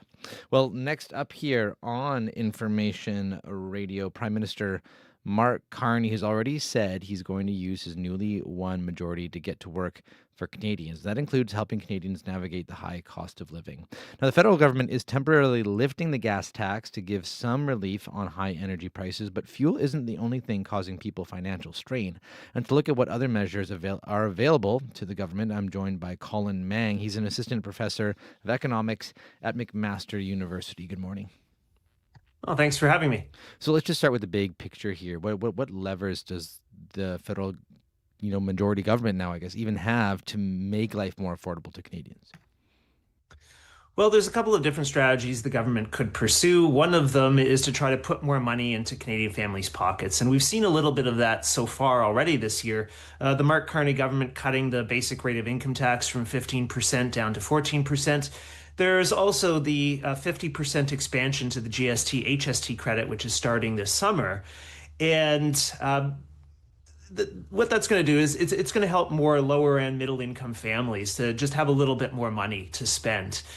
There's also other potential options for the government. So they could expand the GST HST credit even further to help more families. They could also look at expanding the guaranteed income supplement for seniors or expanding the Canada Child Benefit for families. So putting more money into families' pockets as one strategy. The other thing the government could focus on is trying to lower the price of some goods. So thinking about earlier this year, the federal government actually made a small change to the tax code to incentivize building greenhouses. If we build more greenhouses in Canada, that's going to increase our production of vegetables, particularly winter vegetables. And that's going to cut our reliance on imports with lower transportation costs because we're growing the stuff here in Canada. That should help to lower the grocery prices a little bit. Then there's the big one coming on Monday. There's the cut to the gasoline tax, which is going to make gas a little bit cheaper. So looking at ways to lower the prices of goods is another strategy the government can follow. And how effective do you think that the fuel tax measure will be in bringing down costs for Canadians in the big picture of things? Yeah, I mean, I think the cut is going to have more of a psychological impact than it will have a financial impact. I mean, when people see the prices high, they feel the country's going in the wrong direction. When they see prices come down, they have more confidence that the economy is doing well and that the country's going in the right direction. So I think there is going to be a good psychological impact from the reduction in gasoline prices. But financially, I mean, it's going to be a small decrease. I mean, only 10 cents a liter. For a typical family, this is going to mean a savings per week of $10 to $15, which is, it's not nothing, but it's not a lot. And it's also going to come at a large cost to the federal government. It's going to cost the federal government about $2.4 billion to run this through till Labor Day. And if they extend it beyond Labor Day, we'll have to see what gasoline prices are like then and how the federal government's feeling about the tax. The costs could be even larger if they extend it beyond. I mean, it's a tax that brings in about $5.5 to $6 billion a year for the federal government. So we'll see what happens. What about housing? What could the federal government do, for renters and buyers? Yeah, that's an interesting one. So, I mean, if you think back to the 1950s through the 1970s, the federal government was fairly heavily involved in both private sector and public sector house building in Canada. They got out of the business in the 1980s, but have started to come back in. Over the past year, the federal government has created Build Canada Homes, and they've allocated $13 billion towards that. Some of that money is going to be for cheap loans to developers to help lower the cost of building. Some of it's going to be to develop a modular home building industry here in Canada. Modular homes, they're factory-built homes, and then they're shipped in pieces and assembled on a property rather than being constructed directly on site. And we've seen examples of this in the United States and Europe. It cuts the cost of home building. And so that'll lower prices for buyers. The federal government has also they have the GST rebate for newly built homes for first-time buyers to, again, help lower the price of buying a home. They also cut the GST on purpose-built rentals in order to incentivize developers by lowering the cost of building purpose-built rentals. There's also the Canada Rental Protection Fund, which is distributing about $1.5 billion over the next 5 years to create community housing and not-for-profit rental housing. I mean, our challenge in Canada is that we just don't have enough housing supply. And so the government is getting back involved in the market to lower the cost of development, to boost that supply. The challenge is, of course, building new housing takes several years. So it's going to be at least 2, 3, maybe 5 years before we see whether or not these policies have really worked. And a lot of these issues, particularly, let's say the gas prices, for example, it's a global issue, right? It's not you can't really necessarily tie it directly to a government policy. But how much can Carney's government actually insulate Canadians and help them with the cost of living because everything's so in some ways, outside of our borders? Yeah, that's true. I mean, the current energy crisis, it is a global crisis. There's going to be some longer term impacts of it. So we went through this in 2022 with the energy crisis. back then, that it leads to higher fertilizer prices. Right now, because we're not getting natural gas coming out of the Middle East, there's a global fertilizer shortage, and this is going to push up costs for farmers, and that's going to lead to food inflation next year. And this is, again, we went through this in 2022, same thing. So we expect that this is what's going to happen given the short-term fertilizer shortage. There's not a lot the government can do to insulate Canada's economy from this global shock. I think what they'll probably need to do is see where the economy's at next year. They are increasing the GST HST credit by 25%. For next year compared to last year's level. They may need to look at expanding that further, maybe doing the 50% increase that they're doing for this year to deal with that challenge. Again, increasing the Canada Child Benefit or increasing guaranteed income supplement for seniors are other options the government could pursue, but really spending programs to put more money into families' pockets is the government's only policy lever to deal with these short-term issues. So the spring economic update is just ahead here from the federal government. What do you be looking for? Yeah, I'm looking to see what tone the government sets and whether they focus on short-term versus long-term policy options. I mean, if they spend a good portion of the speech and a good chunk of the money that they're dedicating to affordability on short-term measures because of the current crisis, well, that'll be one thing. But the other possible track the government could take is just to say, look, there's not really a lot that we can do about global economic conditions right now. We're going to focus on longer-term affordability challenges like housing, like long-term food security. So that's what I'm going to be watching for, to see what mix of policies the government has, whether they put more emphasis on short-term relief for Canadians or whether they take a longer-term view and say, look, I mean, yes, there's short-term challenges. We're just going to have to live through them, but we want to focus on longer-term prosperity for the country. We'll have to wait and see. Well, Colin, thanks for your time this morning. Appreciate it. Yeah, you're welcome. Thanks for having me. Colin Mang is an assistant professor in economics at McMaster University. We reached him in Toronto this morning. Let's check in now with Josh Crabb with a look at your news headlines. Good morning. Manitoba's addictions minister says it's not up to her to declare a public health emergency over the drug crisis. Addictions minister Bernadette Smith says that decision lies with Chief Public Health Officer Dr. Brent Roussin. Police admit something went wrong when a youth was arrested and put in a cell at the Thompson RCMP detachment while carrying a concealed firearm. It was later found along with ammunition by cleaning staff. And evacuations in Peguis First Nation could start as early as this weekend, as a high risk of flooding on the Fisher River is expected to displace people in the First Nation north of Winnipeg. Your next local CBC News is at 7:30. Thank you very much, Josh. You're welcome. Slippery conditions out there this morning with that freezing rain warning in effect for Winnipeg. You could have slippery highways right down from Emerson up through Winnipeg and the perimeter into the Interlake. So careful out there on the highways. 204-788-3093 is the number to call if you want to give us an update. Still to come here on Information Radio, if you hate needles, there's some good news. If you've got a life-threatening allergy, Health Canada has approved a nasal spray that may be a better solution than life-saving EpiPens. We're going to speak with a local scientist to learn about how this new drug works. Also coming up, Israel and Lebanon have announced a temporary ceasefire, but can the two states cooperate to put down a common enemy, the militant group Hezbollah? That's coming up on Information Radio. Stay tuned.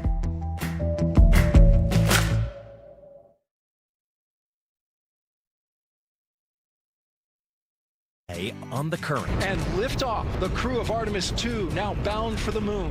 I'm Pia Chattopadhyay. People around the world tuned in to watch 4 astronauts circle the moon and land safely back on Earth last week. And that magnificent voyage is inspiring people to work on their own big goals. We'll hear how coming up on The Current. The Current.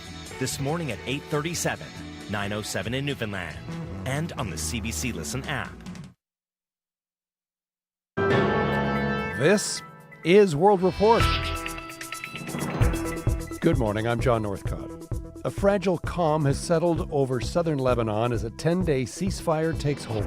Thousands of displaced families are already rushing home, clogging highways to reach their villages. The bottleneck is the Kasmia Bridge. Just hours after it was devastated by Israeli strikes, crews worked through the night to open a single lane. Bulldozers still shoving aside the ruins even as cars drive around the destruction. While the guns are silent, the destruction is massive, and many families are returning to find only rubble where their homes once stood. The CBC's Chris Brown is on the Lebanese side of the border with Israel this morning, and he sends us this report. We're seeing cars with mattresses piled on their roofs, suitcases strapped to trunks, windows are down, and a lot of people are blaring patriotic music, some of it supportive of Hezbollah. This war has displaced 1.2 million Lebanese, and now everyone is desperate for some sense of normalcy again. Whether or not it's safe for them to actually return to their homes, that's another question. Israel's military has warned people not to go south of the Litani River, and the IDF blew up all of the major bridges across it, including the last one yesterday. But all night, bulldozers have been at work, and by this morning, the army had made it possible for people to get across again. This ceasefire faces a lot of challenges. Israel is continuing to occupy large parts of southern Lebanon on the south side of the Litani for what it calls a buffer zone to ensure Hezbollah rockets can't reach northern Israel. And while Hezbollah says it's noting the agreement, it's not explicitly said it's going to respect the deal. And yet, for the moment anyway, the situation appears quiet. Chris Brown, CBC News, near Tyre, Lebanon. The United Kingdom and France are co-hosting a virtual summit with dozens of allies today to discuss reopening the Strait of Hormuz. The vital shipping route has been largely paralyzed by a combination of Iranian threats and a U.S. naval blockade. Leaders from some 40 countries are expected to join the call, which aims to send a clear message to Washington that U.S. allies are ready to step in and restore global oil traffic. President Donald Trump has repeatedly criticized NATO members for failing to get involved in the conflict. In Myanmar, more than 4,000 prisoners are being freed today to mark the traditional New Year. Among those released, former President Win Myint, who has been in custody since the military seized power 5 years ago.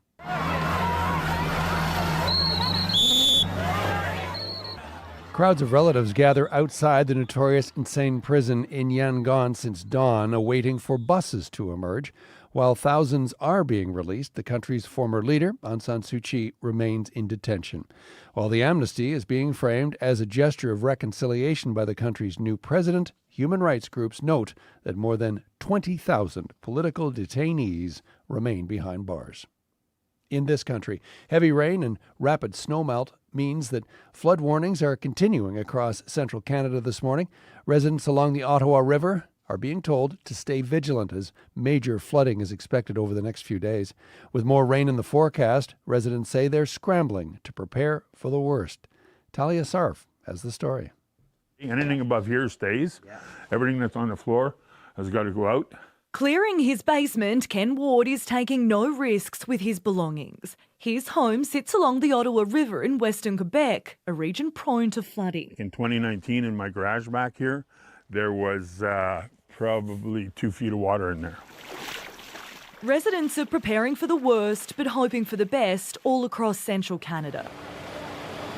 In Ontario's cottage country, this self-serve sandbagging station in Minden Hills attracts a lineup. So we're probably about 22,000 sandbags and counting at this point. Candice McGuigan is the Director of Community Services. The town has been under a state of emergency since Tuesday. They're racing to set up an evacuation centre. They'll be able to stay overnight, as well as they'll be able to come for showers. The spring flooding comes after days of rainfall and melting snow swelling the Gull River. Mark Robertson from the Weather Network explains. Once we got that warm air really flooding in, combine that with the rain and that melt with the heavy snowpack, lots of rain, you're going to have a major flooding situation. Manitoulin Island already feeling the impact with reports of property damage. We're not out of the woods yet. Anxious times as meteorologists warn of more rain to come. Talia Sarv, CBC News, Toronto. Cricket is one of Canada's fastest growing sports, but it's also attracting those who don't play by the rules. An investigation by CBC's The Fifth Estate has found evidence that organized crime may be infiltrating the sport at its highest levels. The probe uncovered chilling allegations of match fixing and death threats against members of the national team. Co-host Stephen D'Souza has the story. We warned you and you didn't obey. Your time is over now. You want to run anywhere? You will not survive. That's Noah. It's not his real name or voice. we're protecting the BC Cricket Insider's identity because of death threats like what he just described. We know where you live, and you won't be able to run away from us. You won't be able to run away from the Bishnoi group. The Bishnoi group is a violent criminal organization. From extortion to shootings, they've terrorized members of Canada's South Asian community. Now it appears they're infiltrating Canada's cricket community. Last summer, a member of Canada's national team was threatened by 2 other players claiming to represent the Bishnoi gang. Noah says the player was warned that he must protect certain teammates on the national team. These guys should not get dropped from the team. If they do, you are in trouble. Obviously, that was very scary for him. Noah says one of the players the threats were meant to protect, Canadian national team captain Dilpreet Bajwa. He and other sources say the threats are linked to Arvinder Khosa.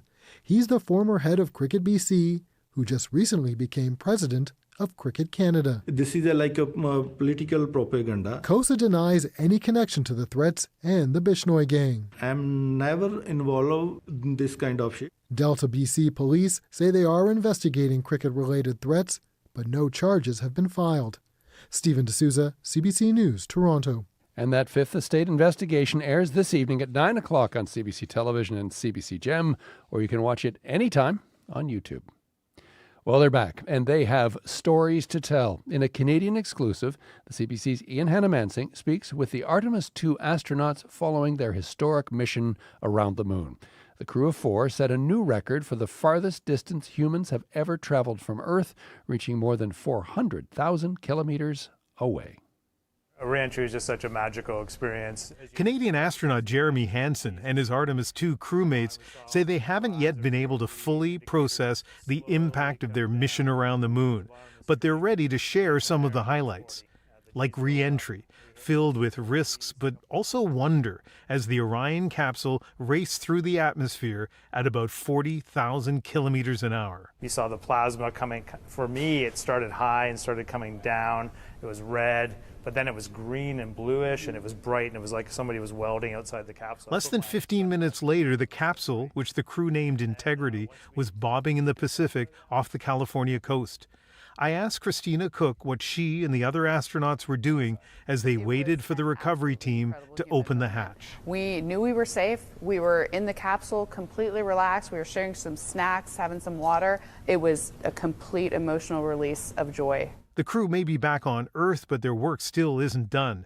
This week, they've been simulating moonwalks in a weightless environment, collecting data for future Artemis astronauts for the next big step, returning to the moon. Ian Hannah-Mansing, CBC News at the Johnson Space Center in Houston.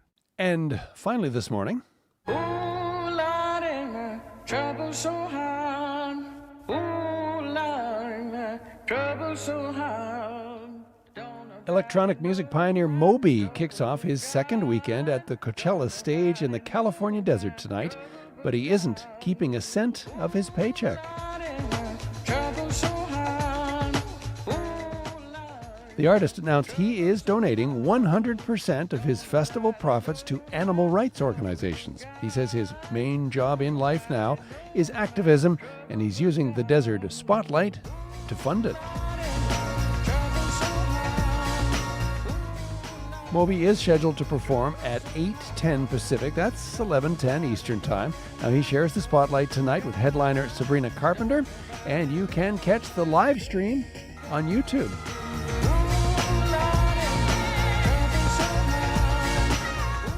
And that is the latest national and international news from World Report. I'm John Northcott. This is CBC News.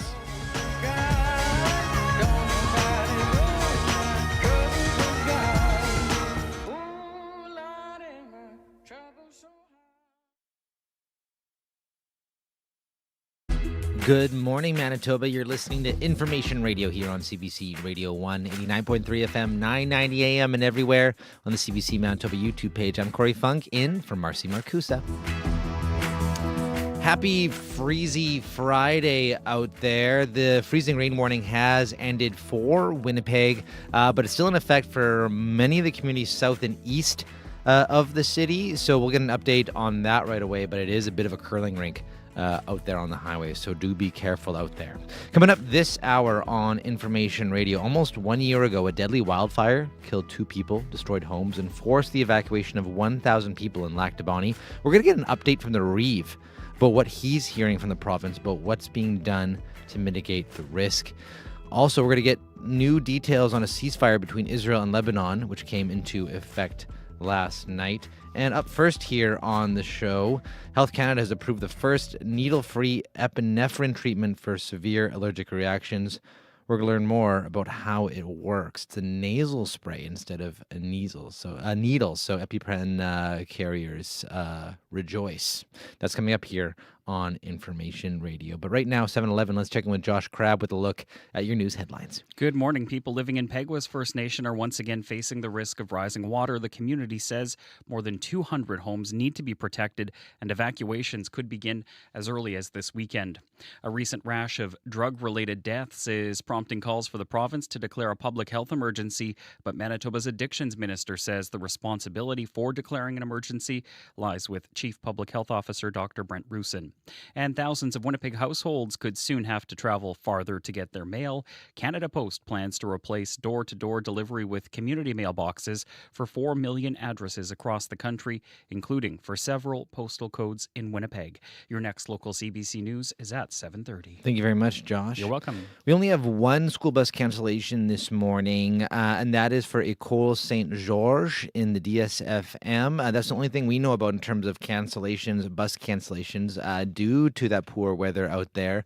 And Abby is here to give us an update on what's going on. Hi. Hi, Corey. Yes, sunshine in the northern part of the province. Well, down south, we have ice. Now the snow is coming down. Yes, that warning is ended, but the impact will be felt all morning, especially during this rush hour period of the day.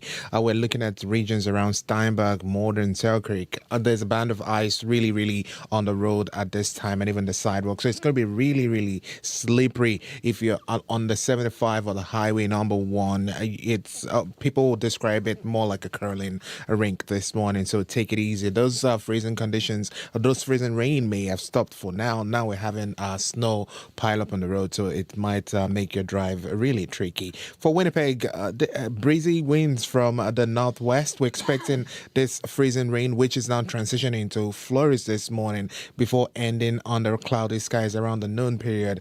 We're seeing temperatures around -4 at this time. We will stay there for most of the morning before we get to a high later in the day. And across every other region in the southern part of the province, we're expecting a mix of flurries and cloudy conditions as the system moves out by midday. Highs will be between -2 and -4. Brandon currently seeing some cloudy conditions at 8 degrees, and up north we're seeing sunshine and -23 in Churchill. Winnipeg, we are currently around -4. I kind of want to be in Churchill right now. I could use some sunshine.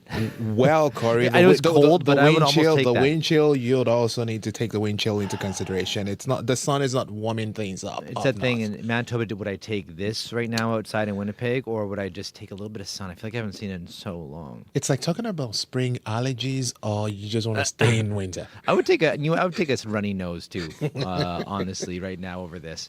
Thank you very much, Abby. Sierra Sanders, what's going on in the commute right now? Corey, yeah. So far the commuter line's been pretty quiet this morning. So not too much going on here in the city that I'm hearing of from folks that are out on the road. But we're looking at the highways, according to Manitoba 511, it is a sea of yellow, which means partly covered, and a sea of white, which means covered. And I think it's safe to assume that it's covered by snow and ice there. So if you are heading out on those highways today, you want to make sure you're preparing for those icy and snowy conditions, and just, be prepared to maybe, what's the word? I'm like, roll a little bit, or, at an intersection, because it's a little bit slippery at those intersections. I've seen a couple cars kind of slipping a little bit as they're looking to take off there from those intersections. I'll quickly go through and rattle off some of the highways that I'm seeing right now and some conditions we're seeing around the province. So looking northeast of Winnipeg, we are seeing highways being covered. So highways around Selkirk, Sandy Hook, Broken Head, as well the perimeter being reported as covered there. The plows are out, though. They are working diligently to make sure that folks are getting where they need to be safely. So you want to make sure you're keeping an eye out for those folks as well. They're doing a good job today. They're doing it in the middle of April. I'm sure they weren't expecting it, but they are out there looking to the south of Winnipeg, as we heard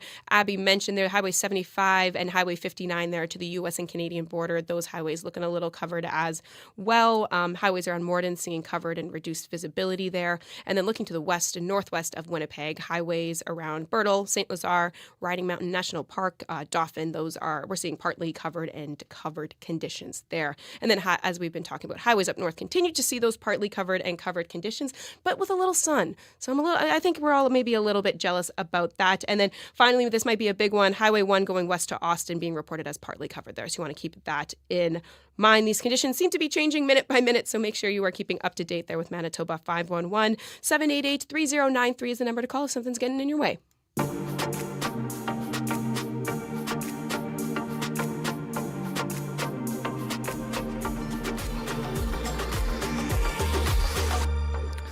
Well, up next here on Information Radio, about 2.5 million Canadians experience life-threatening allergies to things like peanuts, seafood, and bee stings. And if you're me, believe it or not, this is true, broccoli. And many are prescribed epinephrine with auto-injectors like EpiPens to treat allergic reactions, which can be fatal. But according to some research, half of people with EpiPens don't always use them, even in an emergency. And now Health Canada has approved another solution. It's called Neffy, the first needle-free epinephrine spray. And Jennifer Prodiger is a associate professor in pediatrics and child health at the University of Manitoba and a scientist at the Children's Hospital Research Institute of Manitoba. And she joins us by phone to talk about this new spray and why it may be a better solution for some people. Hi there, Jennifer. Good morning. So as we mentioned there's been some research suggesting many people prescribed EpiPens don't actually use them. Why is that? There are a lot of reasons why people may not use their auto-injector, but a big piece of the reason is that people are afraid of needles. People are afraid of injecting themselves, or if it's an adult who is responsible for a child, whether it's their parent or a teacher, there's a concern about hurting the child. Other things might be like cost or low prescription rates. Right. Is there also like a hesitancy? I feel people like, I have an EpiPen myself. As I mentioned, peanuts, broccoli are my allergies. And I feel like there's also this might be hesitation of like, at what point do we actually, use it? Is it almost like an overreaction if someone's just starting to show something, right? Is there that level of like, are we overreacting to it? There are some reports that would suggest that indeed people are inclined to see if it gets worse before they use the auto-injector. But what we know from studies that have been done on people who present to the hospital for anaphylaxis is that early use ends up being the better option. If anaphylaxis is suspected, it's ideal if the auto-injector, or in this case with the nasal spray, is used first. Early epinephrine reduces the severity of the anaphylaxis reaction, and it can also reduce things like having to have a second dose or being admitted to the hospital. And before we talk about this new treatment, how long does it take from the onset of a severe allergic reaction before it actually becomes life-threatening? Like what's that timeline usually? Yeah, it's a really good question. So we can talk about median times. And then if we look at triggers, the different types of triggers, there are differences. Food is by far the most common trigger in Manitoba and certainly in Canada, particularly in children. The median time to fatality is about 30 minutes, whereas if we look at things like venom stings or drug medications, those median times are different. For venom, about 15 minutes, and for drugs, about 5 minutes. Okay. But the onset of symptoms happens really fast. Wow. And Health Canada has approved this epinephrine spray now, Neffy it's called. So how does this compare in terms of effectiveness to your good old-fashioned EpiPen? So nasal spray really does seem to have a plasma concentration that is very similar to the auto-injector that we would more traditionally think of. And it seems to be, the nasal spray seems to be absorbed just as quickly, if not even faster, than injecting it into the muscle. Hmm. And what does Neffy like look like? Does it look like your average nasal spray that you might get for other issues? This is a nasal spray device that is actually quite small. So it comes in a 2-pack, and the 2-pack is about the size of a package of headphones, if you will, maybe slightly larger than that. And it comes in a 2-pack. Once the single dose is used, then it's used up, if you will. It can't be reused it doesn't contain a second dose. That's why the nasal spray comes in a 2-pack always, just in case that a second dose is needed. Hmm. And is it in terms of side effects? That's anything that people should know about? What we know from some published literature is that adverse reactions are really uncommon. But some of the side effects that have been noticed, and again, these are fairly minor side effects in only a small portion of the population, things like throat irritation or headache, less than 20%.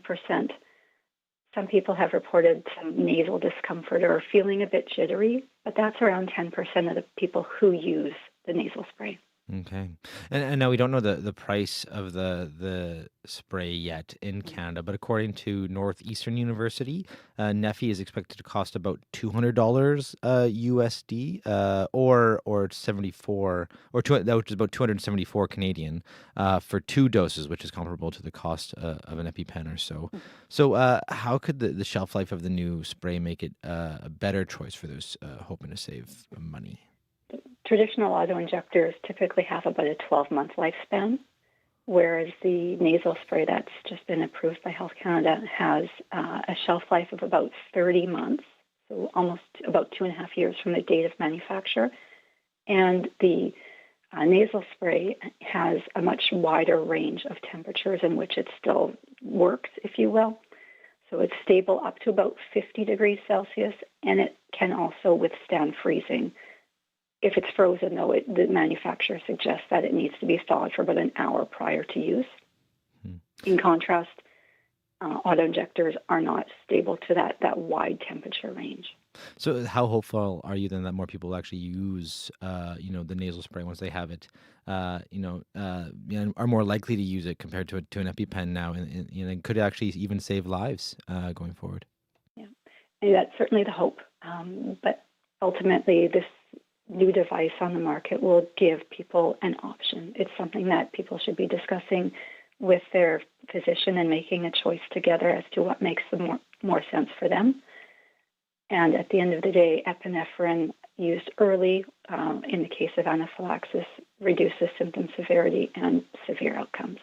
So whether the person chooses the inhaled nasal spray epinephrine versus intramuscular epinephrine, the idea is that early treatment with epinephrine will interrupt the reaction.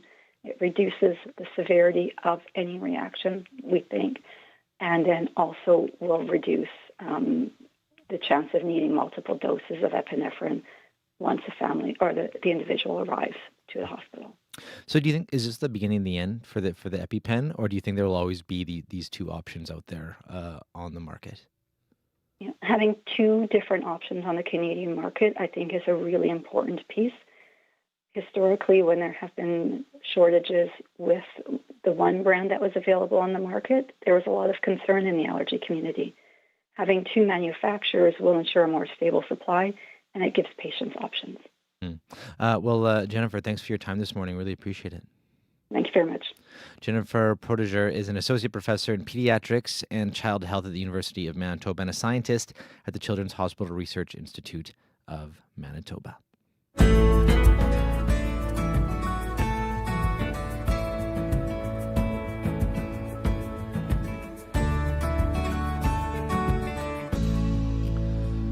7:24 right now at the Forks. It is currently -4. In Dauphin right now we're sitting at -8. And Brandon, you're sitting at -7 right now. In Thompson, you're sitting at -16. Freezing rain warning in effect for much of southern and southeastern Manitoba. There was one for Winnipeg, but that is over just for the city. But still looks like it's going to get only slipperier as you head out east in the province this morning.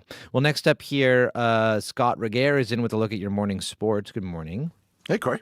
So a disappointing end to a disappointing season for the Jets last night. Yeah, 6-1 beatdown at the hands of the San Jose Sharks. It caps a campaign, Corey, where Winnipeg managed 34 points fewer than last year. And so, after claiming the President's Trophy in 2025, they missed the postseason in 2026, becoming only the 5th club in NHL history to manage that dubious feat. It left coach Scott Arniel in an apologetic frame of mind. I know how much this city and this province loves playoff time, and that's the hard part, is that, you've disappointed them that they can't get dressed up, they can't get crazy, and can't have the street parties, and just feel like we let them down. And not these last 2 games. We say you don't make the playoffs. There's 82 games that you have to look at and find out the reasons why. With many NHL organizations, Corey, a letdown season like this one would lead to the coach getting fired. But the Jets under Kevin Cheveldayoff have seldom shown themselves to be a knee-jerky outfit. So I think Arniel will be back. Might be on a short rope with next season, though, depending on how things start off. In the meantime, there are 3 Canadian teams that have made the playoff dance this time around. They are Ottawa, Montreal, and Edmonton. The Senators are the first to get a series underway. That's tomorrow against the Carolina Hurricanes. Angus Reid's just come out with its latest poll on Canadians and who they might be supporting. 72% of people around the country will cheer for any Canadian team, and that's way higher than it's been in the past decade or so. Wonder why that might be. Yeah, any team from Canada. Who knew? Next up here is not just postseason hockey we have to look forward to, of course, this weekend, but playoff basketball as well. Yep. So what are you expecting with the Raptors facing Cleveland? Well, a clash in styles, Corey. The Cavaliers are an explosive team with elite individual scorers in Donovan Mitchell and James Harden.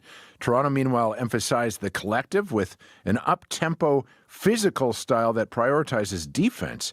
It's telling that the Raptors' best player, Scotty Barnes, is only his team's 3rd highest scorer and takes his greatest pride in stopping his opponents from scoring. It is a style implemented by Darko Rajakovic, who will be making his playoff debut as a head coach tomorrow. This is nothing new. I've been doing this for my whole life, playing basketball. Just because it's a playoffs and games have, more importance, we cannot focus on that. We're not playing in Europe. They're going to be throwing bottles at us, and there's going to be no lasers in our eyes when we're shooting free throws. So we're not going to be dealing with those kind of obstacles. They're going to be loud on the other side. So what? That should not faze us at all.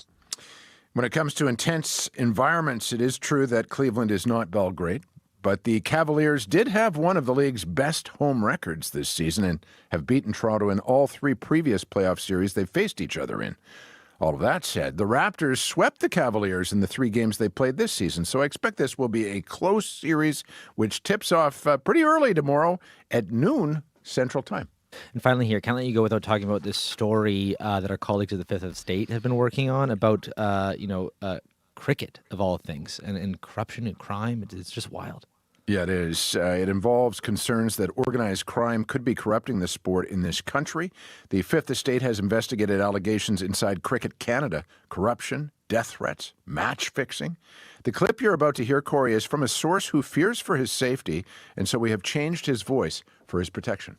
Here we are talking about the World Cup, the biggest event in cricket in the world, and the Canadian captain is being accused of influencing the game. What do you think about that? They wanted to use him for whatever they wanted to. What were they using him for? I personally feel they wanted to fix the games, make money out of it. That's why they knew they can use him. Cricket Canada denies these allegations, and you can watch Stephen D'Souza's full investigation into corruption, crime, and Cricket Canada on YouTube right now, or on CBC Television or GEM tonight, starting at 9 o'clock. Fascinating stuff. Thank you very much. Have a great weekend. Yeah, you too. That is Scott Reguer with your morning sports. Still to come here, we're going to get some new details on a ceasefire between Israel and Lebanon, which came into effect last night. That's coming up after your CBC Winnipeg News.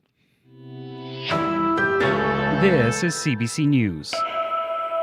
Good morning, I'm Josh Crabb in Winnipeg at 7:30. It's -4 downtown. The light snow and freezing rain has let up, but it's still very slippery out there. The freezing rain warning has ended for Winnipeg, but remains in effect for surrounding areas and the southeast corner of the province. It's a race against the spring melt in Peguis First Nation as crews and residents work to protect homes from rising water. The province is warning the communities at high risk for flooding. That's something Marilyn Spence has already lived through.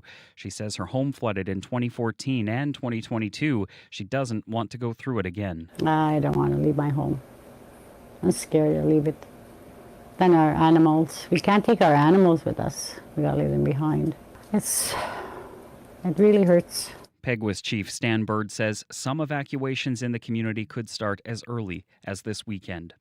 A recent rash of drug-related deaths is prompting calls for the province to declare a public health emergency. Frontline organizations in Winnipeg say they've seen an alarming number of deaths in recent weeks. Addictions Minister Bernadette Smith says the province is doing its best to help, but the responsibility for declaring an emergency lies with Chief Public Health Officer Dr. Brent Rusin. Dr. Rusin is the one who would call this public health emergency. It wouldn't be myself. We're going to continue to keep an eye on, where things are at, listen to the sector and meet with the sector and see what their needs are and how we can address those in the interim. Smith says the government is working as fast as it can to open a supervised consumption site. Manitoba's immigration minister is back from a trip to Ottawa advocating for more generous immigration targets. But Malaya Marcelino says the Carney government still isn't budging. She says she brought a team of local business leaders with her. They made a case for why Manitoba needs a higher provincial nominee allotment. They also asked for an extension to a federal work permit program set to expire this year. Requests for the work permit extension, my requests for some consideration for increased federal allocation have been met with steady no's. No, no, no, no, no. But that doesn't mean we stop advocating. We have to keep trying. Marcelino returned to 3 straight days of demonstrations at the steps of the Legislative Building, calling on Manitoba to push Ottawa for extensions to those federal work permits. Police admit something went wrong when a youth was arrested and put in a cell at the Thompson RCMP detachment while carrying a concealed firearm. A search of the suspect had failed to find the gun. It was discovered 2 days later by cleaning staff behind the toilet in the cell. Ammunition was later found in the toilet bowl. The incident happened in December 2024. Someone concerned by the RCMP's handling of the incident recently notified CBC News about it. The RCMP says the security breach was treated with the highest level of concern because of the potential danger it presented. After a review, the RCMP says Thompson officers must review policies every 6 months on the proper handling of prisoners. Thousands of Winnipeg households could soon have to travel farther to get their mail. Canada Post plans to replace door-to-door delivery with community mailboxes for 4 million addresses across the country. 7 postal codes in Winnipeg will be part of the initial phase of conversions. The Crown Corporation says it will work with residents and offer accommodations for people with mobility challenges. But for some, even getting to a shared mailbox could be difficult. Bernice Lamontagne says she already relies on help to get around. Well, I walk with a cane right now because I get vertigo, and I really do not like that idea. Not at all. Canada Post says the transition in Winnipeg is expected to begin in late 2026. And residents in West Broadway are looking to buy up land so they can keep housing affordable. They're starting Winnipeg's first community land trust, a type of housing ownership where existing property is bought and treated like a community resource rather than someone's asset. It's intended to keep housing affordable. Avery Helm attended the launch party last night at the Handsome Daughter. I like the idea of housing that is not owned by a landlord or like a company that has landlords, sort of the community getting to decide what to do with the spaces and making sure it stays affordable, which is really important for West Broadway. The group plans to buy an apartment complex first and eventually buy more properties if they get grant funding from governments. And that is the CBC News from Winnipeg. Your next local CBC News is at 8:30. Thank you very much, Josh. You're welcome. That is Josh Crabb at your CBC News desk. Stay tuned here on Information Radio. Coming up this half hour, we're also going to hear from a Winnipeg woman who just found out she's among the thousands of Winnipeggers who will soon be losing their door-to-door mail service from Canada Post, and she is not happy. So we're going to hear from her just a little bit later this half hour. We're also going to get an update just ahead here on that ceasefire between Israel and Lebanon. But first, though, let's check in with Abi Adeyemi here, who is keeping an eye on the ever-changing conditions out there here in Manitoba. Good morning. Good morning, Corey. Well, that freezing rain warning for Winnipeg and surrounding areas has ended, but the band of ice is really going to be making the roads incredibly slippery for morning commutes. It will be an issue for folks around the Steinbach area, traveling towards Morden and all the way to Selkirk. You will be noticing a slippery surface with it's frozen rain first. Now you have a pile of snow on top of that. Looking at commutes on the 75 and the number 1 and the 59 at this time, take it easy. And this system is expected to stay with us into later this morning before we see transition to full-blown flurries by the end of the day. So take your time, stay safe on the road. Winnipeg right now, we're tracking conditions around -4 at the Forks and the airport. Light snow falling, windy northwest winds.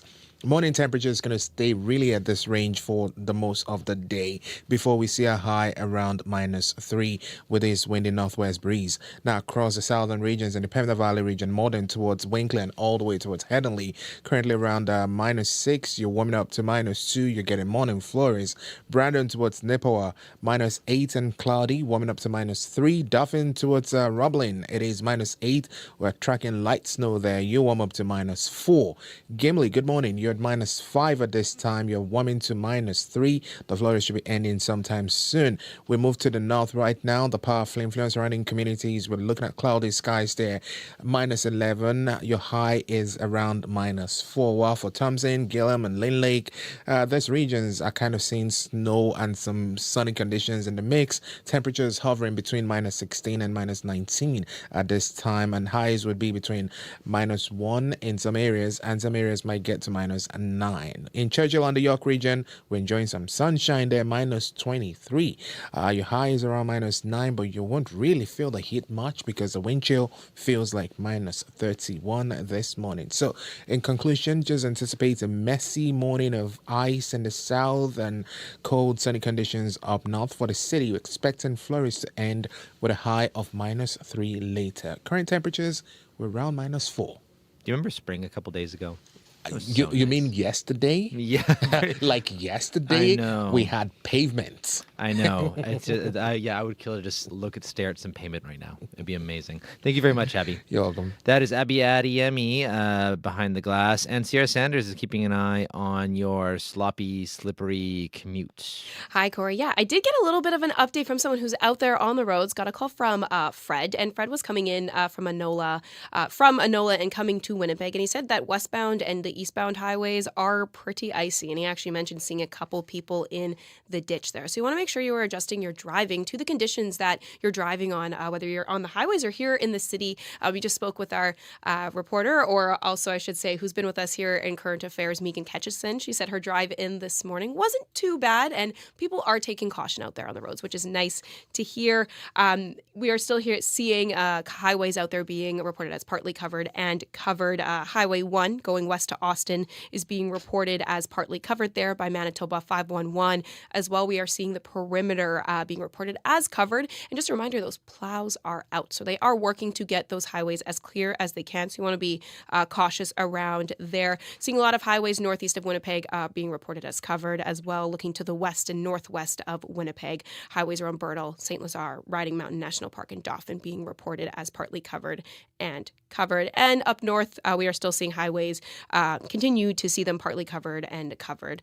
So those conditions are not ideal for driving, but just make sure, but you can still drive, obviously, but just make sure to take an extra beat, be careful out there, and prepare for those icy and snowy conditions. The number to call is 204-788-3093 if there's something getting in your way. Thank you very much, Sierra.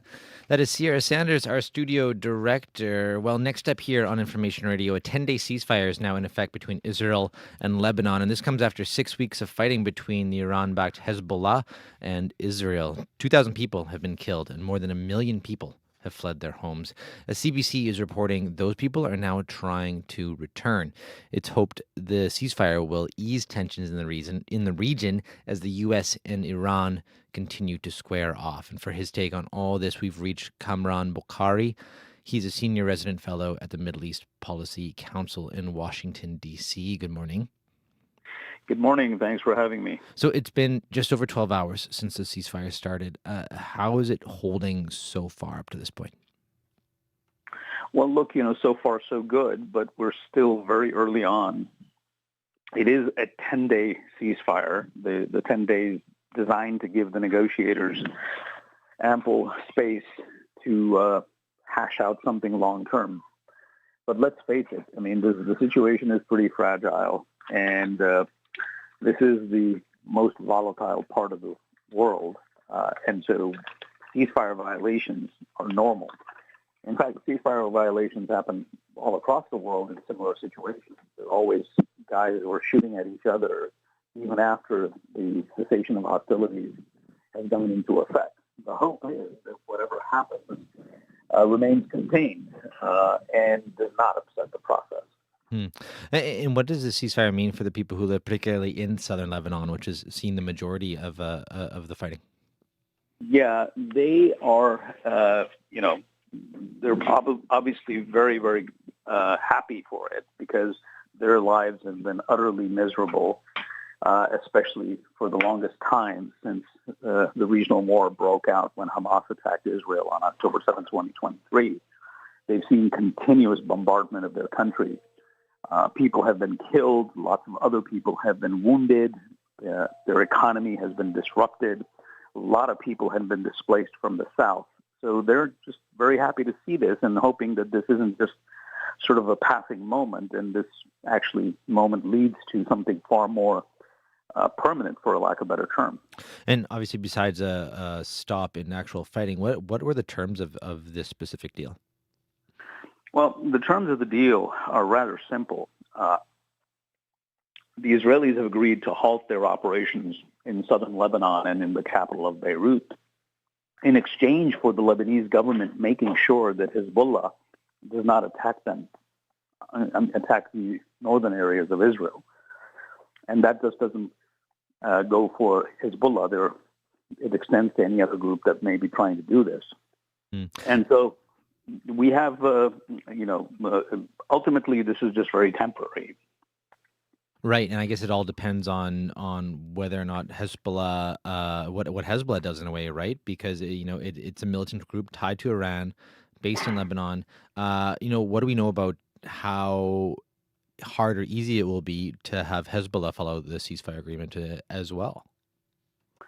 Well, if we're hoping that the Lebanese government will be able to do this, then, all bets are off. In fact, I would say that the Lebanese government is incapable of doing this. The fact, because there is a Hezbollah problem, is the result of the Lebanese state being historically very weak, fragmented. And let's be honest, Hezbollah as a military force, as a militia, is more powerful than the Lebanese armed forces. So we're going to have to depend on external forces, the United States and, Iran. And that's why I think that ultimately whatever happens in Lebanon is a corollary of the broader conversation that's taking place between the Americans and the Iranians. And we know U.S. President Donald Trump said the leaders of Israel and Lebanon could meet at the White House as early as this weekend. What are you expecting to come out of those talks if they, in fact, happen?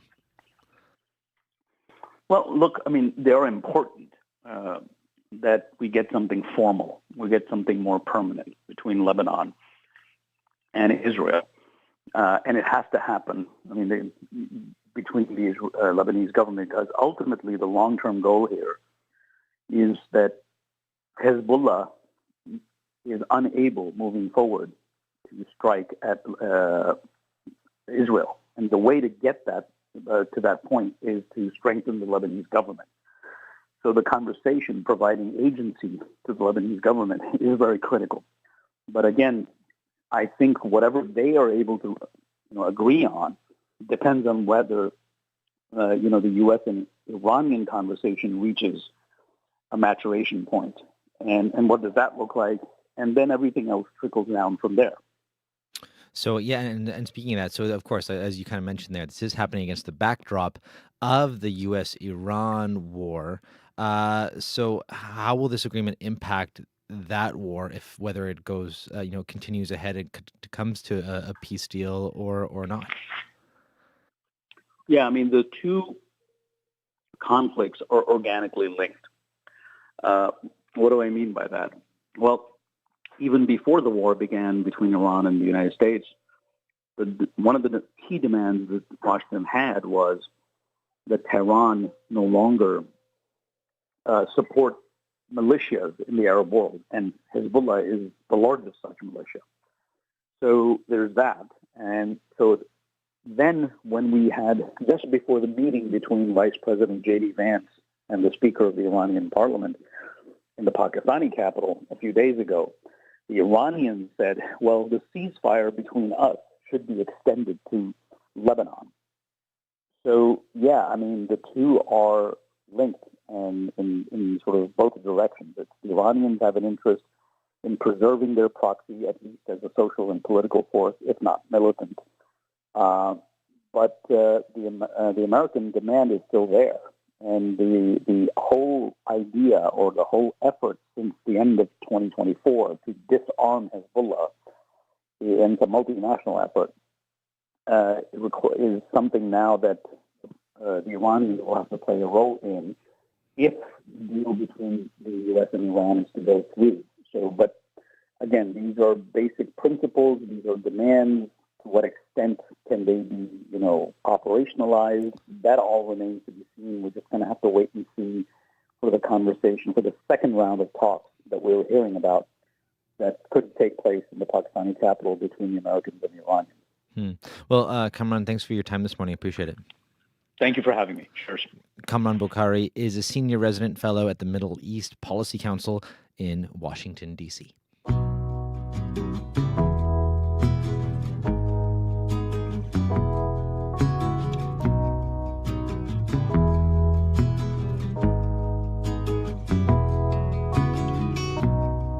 Well, up next year on the show, thousands of Winnipeggers will have to travel a little further to get their mail. Canada Post is now in the process of replacing door-to-door delivery with community mailboxes. Approximately 16,000 Winnipeg homes will be part of this initial change, and the switch is expected to be done by early next year. The Crown Corporation says it will work with residents and offer accommodations for people with mobility challenges. Bernice Lamontagne is a Winnipegger who will be losing her door-to-door mail service. Not good at all. I just bought a brand new one. And yeah, it matches the color of the house. Anyways, no, I can hardly walk. I'm going to be 85 years old, and I cannot go to the mail. Like my sister lived down Manitoba, and they took her mailbox away, and they put her, I think it was about 2 blocks away. Wintertime, nobody clears the mailboxes. So I used to go get the mail for her that when I could walk proper. I walk with a cane right now because I get vertigo, And yeah, no, I really do not like that idea. Bernice Lamontagne there. She is one of the 16,000 Winnipeggers who will be moving to community mailboxes by the beginning of next year.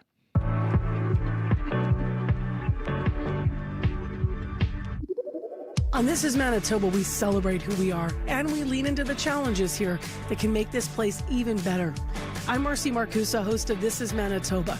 On the podcast, we tackle one topic in a new episode every Friday. It's always about us, the news, and the people here. Get into some local listening. Find and follow This is Manitoba wherever you get your podcasts. Still to come this next hour on Information Radio. Has your kid been begging you to buy them something called a Nido? We'll talk to a toy store owner about the global fidget toy fad and why you can't find them anywhere. I've actually got one right here. One of our colleagues actually has one at their desk. They're tiny, they're squishy, and they're super popular right now. And it's led to lots of calls, particularly at Toad Hall Toys. And the owner is joining us on air after 8 o'clock. That's coming up right here on Information Radio. And right now, keeping in mind, so there was freezing rain that came through Winnipeg early this morning. That's led to some pretty slippery conditions so far. And that freezing rain warning is still in effect for much of southern and eastern Manitoba right now. So those highways are going to be getting slipperier throughout your morning. So do look out for that. We've been hearing about slippery conditions, particularly from someone who's coming in from Enola. And they even saw some cars in the ditch earlier. So if you have an update on anything that you're seeing, you can give us a call on the CBC commuter line. We'd love to hear how those highway conditions are looking across the province. That number you can call, 204-788-3093. Well, next up here on the show, Manitoba's own Don Amaro delivers a powerful message of resilience with his track from his Fighter project. The local singer remains a foundational voice in our province's music community here. And you can catch him performing live today at the West End Cultural Center. This is Don Amaro, Survivor on CBC Radio 1. I can see that you've been crying, sitting in the lines on your face, and your eyes can't be lying when you look at me that way. They say, come close, this ain't easy, believe me. I know what you're feeling, you're reeling from the heartbreak. It's just another test of your faith. Survivor, you've been down this road before, you're a fighter. When your spirit fell to pieces, yeah, you revived her. So hold on, survivor. I've seen you slay a dragon and find your way back home. Seen you stand up to the giants, leave them shaking in their bones, baby. Come close, this ain't easy, believe me. I know that you're stronger, hold on a little longer. It's just another test of your faith. Survivor, you've been down this road before, you're a fighter. When your spirit fell to pieces, yeah, you revived her. So hold on, survivor.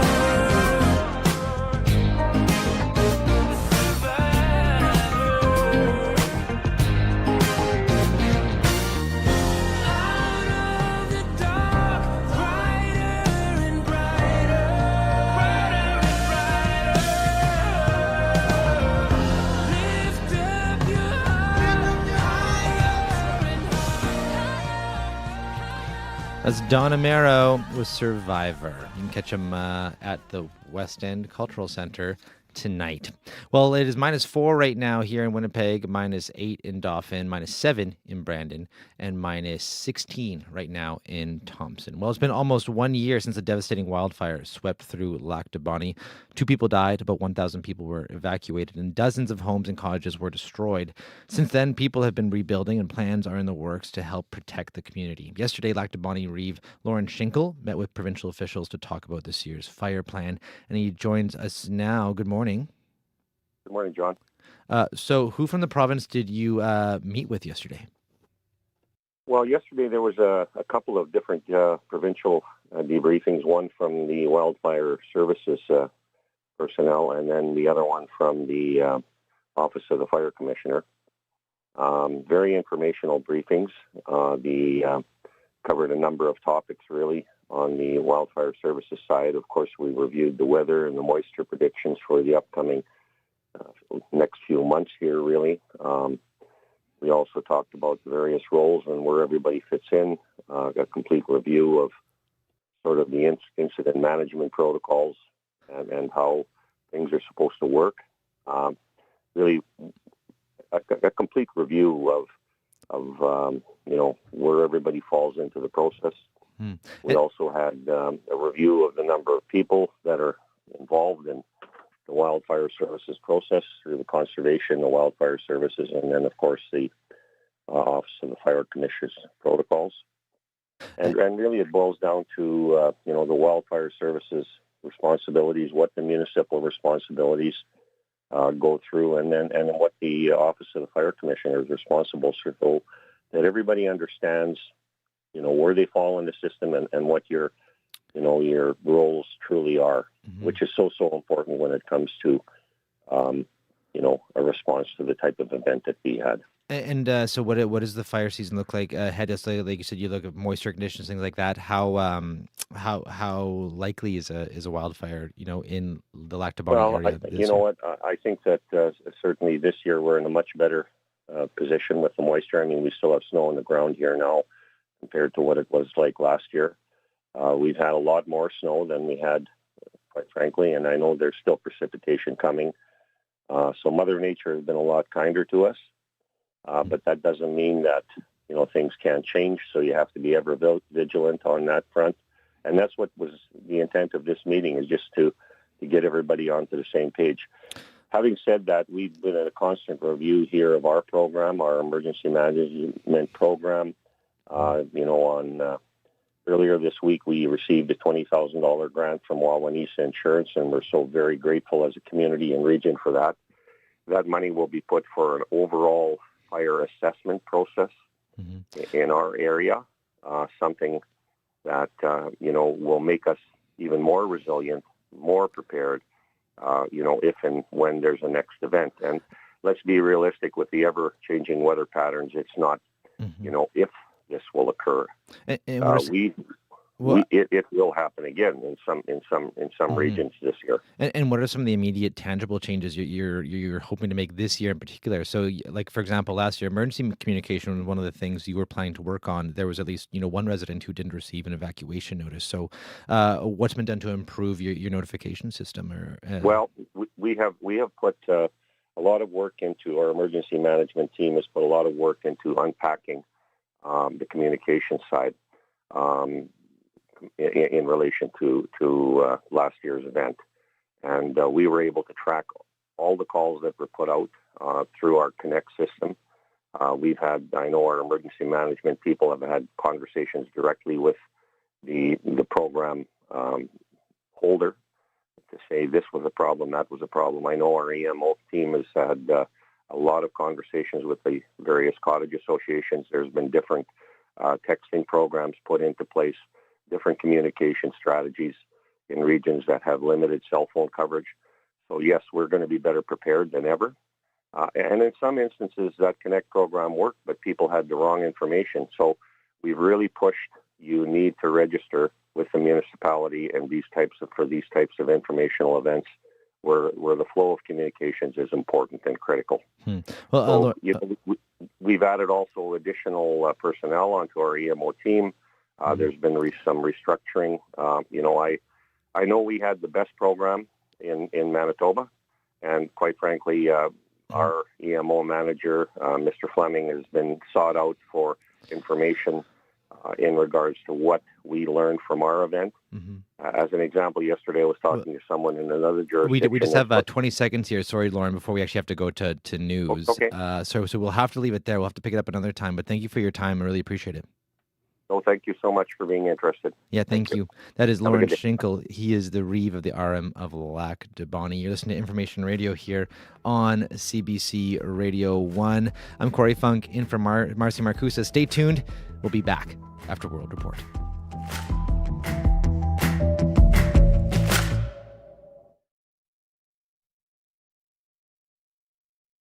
on Q. When she was a kid, Sandra Laurent spent hours reading books, but found that none of the characters reflected her own experience growing up Indigenous in Northern Ontario. So what she did was, she grew up and wrote the book herself. She'll be here to tell you about that and translating that book for the stage.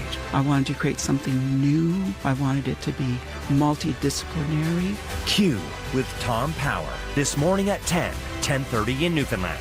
And on CBC Listen, or wherever you get your podcasts.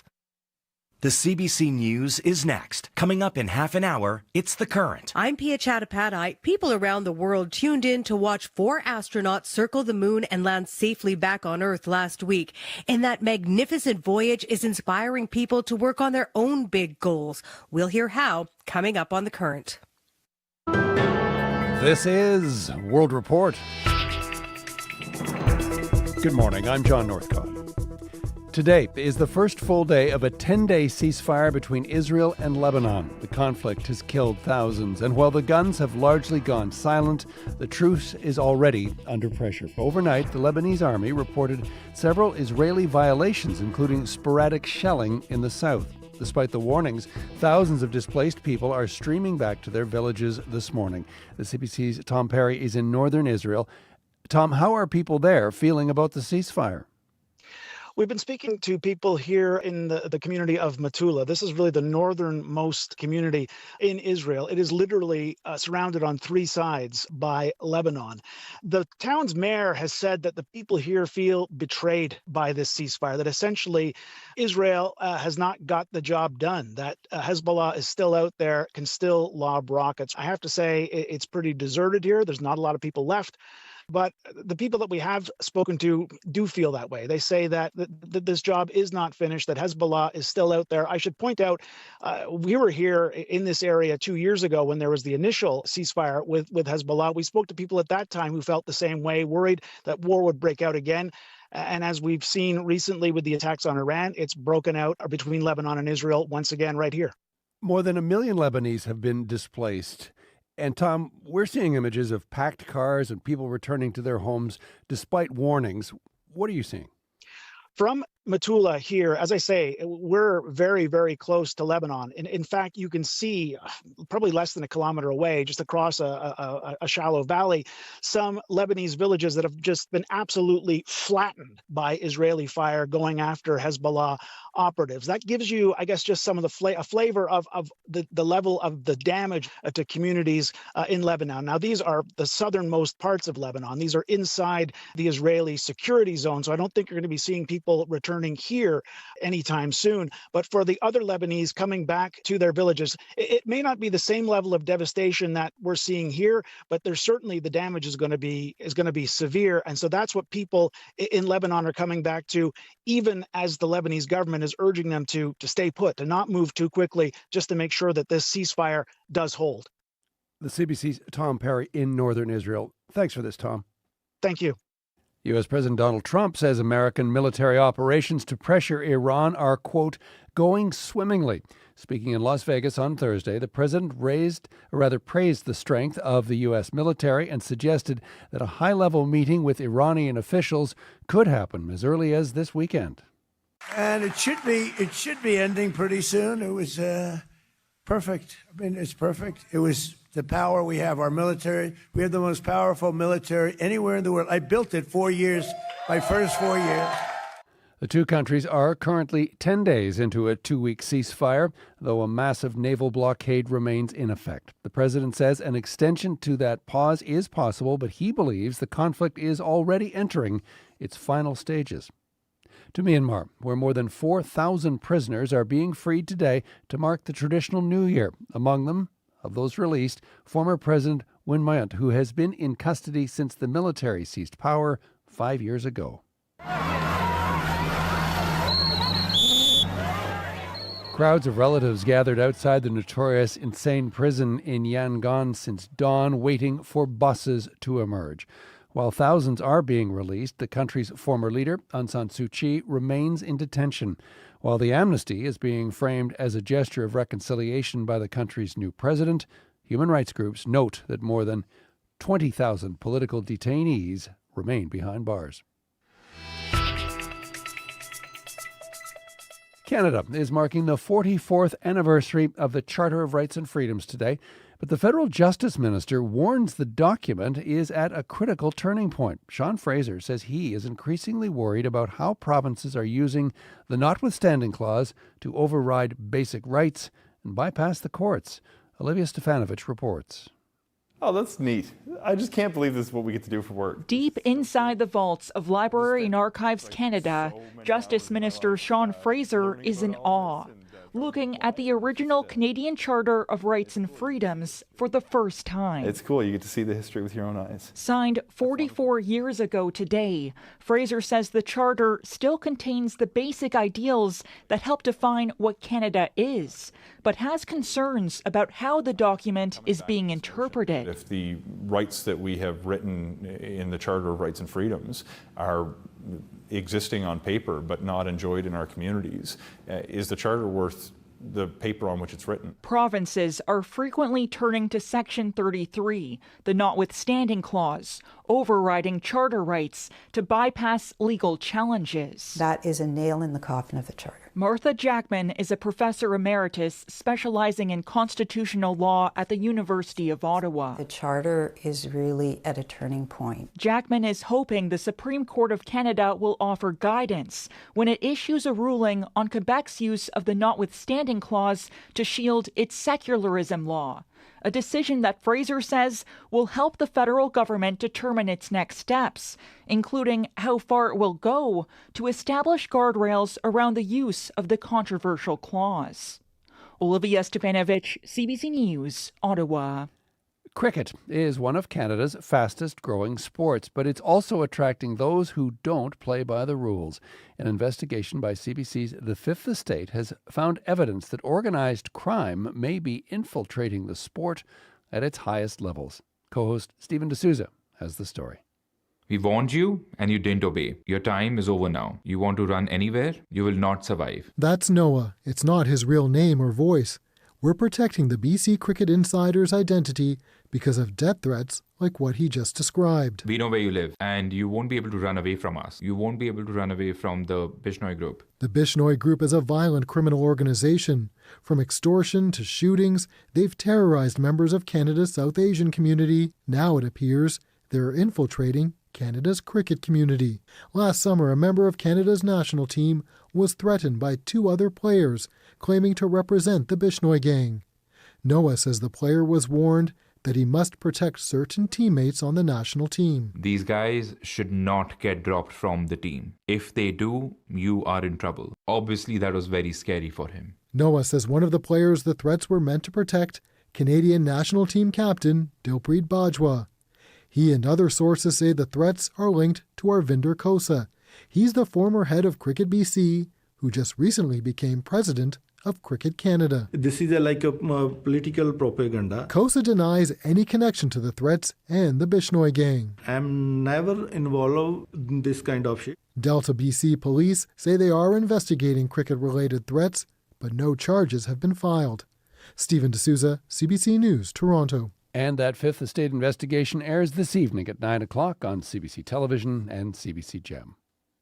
And finally, they're back and they have stories to tell. The crew of Artemis II, the astronauts, set a new record for the furthest distance humans have ever traveled from Earth. In a Canadian exclusive, the CBC's Ian Hannah-Mansing speaks with the four of them.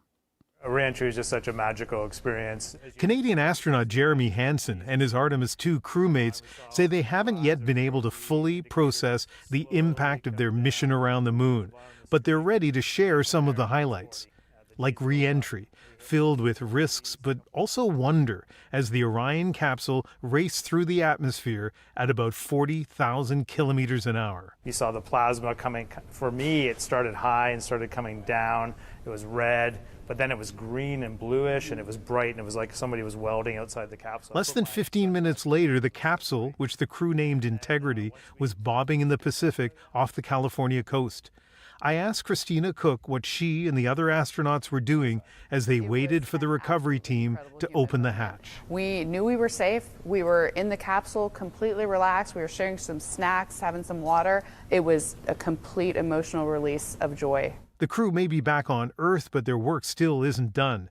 This week, they've been simulating moonwalks in a weightless environment, collecting data for future Artemis astronauts for the next big step, returning to the moon. Ian Hannamansing, CBC News at the Johnson Space Center in Houston.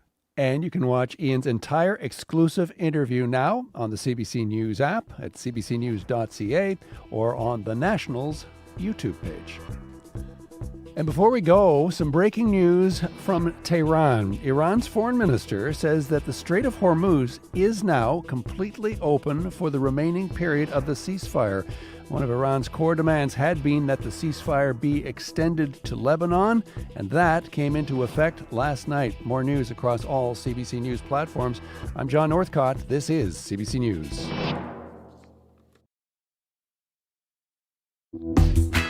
Good morning, Manitoba. You're listening to Information Radio here on CBC Radio 1, 89.3 FM, 990 AM, and everywhere on the CBC Manitoba YouTube page.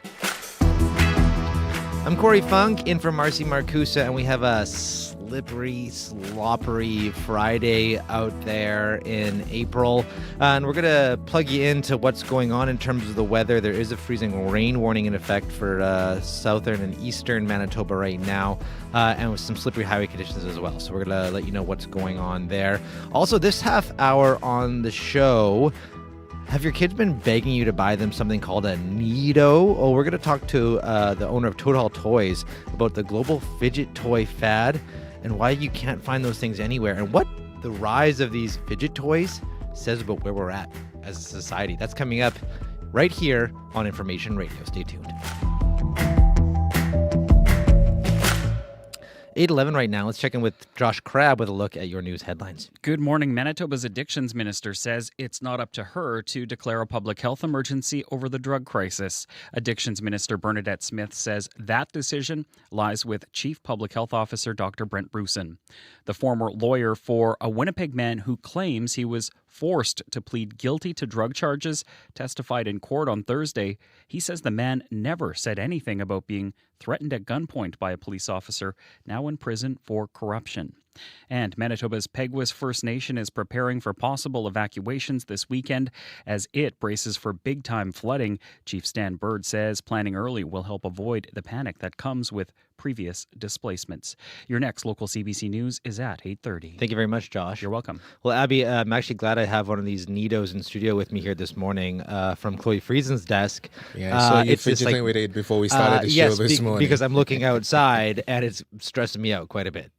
Well, it's still going to stress a lot of people out this morning if you're going to be on the highways, especially around the 75 and the number 1 and the 59 if you're around Selkirk and Steinbach this morning. We had, a system sweeping overnight and into this morning. We're seeing the transition from freezing rain to snow now in some parts of the Pembina Valley region and the Red River Valley region, meaning you got frozen surface underneath the fresh pile of snow you're getting on the highways now, so you might want to take it easy. It's going to be really, really tricky as you make your drive on those parts of the province. Winnipeg right now is seeing light snow -4 at the airport, and at the Forks, floor is coming down in the city. That should end sometime before the noon period, and then we'll see a high around -3. For the southern regions, temperatures hovering around -3 to -8. So noticing breezy northwest winds gusting all the way to 50 kilometers forward from the Pembina Valley region all the way into the Westman and the Parkland region. Expect cloudy skies and periods of snow on and off. Highs will struggle to reach -4 in some areas. And if we look at conditions up north, we're still seeing the region locked in the cold but clear parts and temperatures between -11 around the Par. And then as you go towards Tudula Lake and Churchill, we're still seeing -20s there. Snow clouds in most of the regions except for Churchill, enjoying lots of sunshine at this time. Thompson, Gillam, Lynn Lake, we're looking at cloudy skies there, -16 to -18. Winnipeg, -4. And there comes another call on the computer. I think Abby's actually just running now to grab that for you there, Sierra. What's going on in the meantime? Oh, it's always as soon as I sit down, something happens. Got a call from Leif Larson, their senior producer of audio here at CBC. He was driving and he said that there's a stalled car in the northbound median lane on Osborne. So just past the Osborne underpass there before you hit Confusion Corner there. The car he's mentioned is kind of sideways actually there. And he said that it's backed up from Confusion Corner to at least Oakwood there in that area, possibly even further. He couldn't see. So you want to, I know it can get busy there. And that call that Abby just got is exactly that. So confirm that's still a problem. So Perfect. there you go. It is still a problem. As you heard it here, it's still a problem out there. So you want to keep that in mind. And it does sound like it is backing up pretty far there as well. Fred did call. He was coming in from Enola, coming into Winnipeg. And he said that the westbound and eastbound lanes there on the highway there are icy. He mentioned people in the ditch there as well. Highways, again, you want to prepare for icy and snowy conditions out there as things kind of, the weather system moves through here. All the highways kind of north of Winnipeg are being reported as partly covered and covered. That's just a general thing, but pretty much all the highways are being reported as that. The perimeter around Winnipeg there is being reported as covered. So you want to keep that in mind. And Highway 1, going west to about Carberry is being reported as partly covered. And I know that highway can get busy this time of day. Those conditions seem to be changing, so you want to make sure to adjust your driving conditions to what is happening out there. The number is 204-788-3093 if you got something to tell me. And also, we just got another call. Abby's on the phone right now. He said Osborne backed up now actually all the way to Jubilee. So keep an eye out for that. Very, very slow going out there on the roads. You can give Sierra a call if you do see anything else. So the calls just keep coming in. 204-788-3093.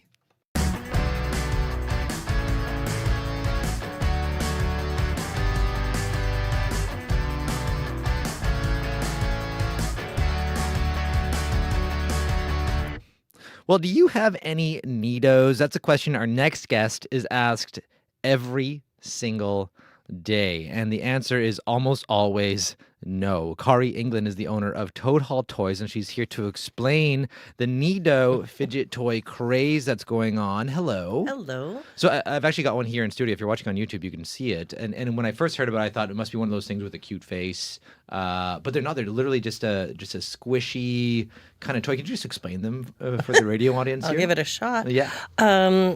Basically, they are cubes, gumdrops, all sorts of things filled with, in some cases, maltose, so sugar, and or polyvinyl alcohol, and each one gives it a different type of squish. Mm-hmm. So the ones filled with maltose has a very slow rise and slow response, and you get that deep grit. But it's then satisfying. There are others that are like. Sorry. That's okay. If you're watching on YouTube, we've got a little buffet here of things of lots of different fidget toys, including lots of these Neatos here. True. Yes, or Neato-like product. Yes. Mm-hmm. And then there are others that are like donkey rolls, which is a super soft squish, but also scented. Right, scented. It's wild. So before we start talking about all the why all these kind of things exist now, how long has Toad Hall actually been selling these Neatos? Since 2017. 2017, but now we're hearing about them more all the time. Why the explosion, you think? Or, how often are you getting these calls? When did it start exploding? It started exploding last October. Okay. Which is strange because, as I say, we've been carrying these for years, but all of a sudden it was the thing to have. Mm-hmm. And so we've been dealing with those phone calls, and the company that makes them cannot keep up with demand. Really? And so give us a sense of just how much demand there is for you at your store. How often are customers coming in and asking for Neatos, and what are those conversations like? It's not even a daily, it's an hourly.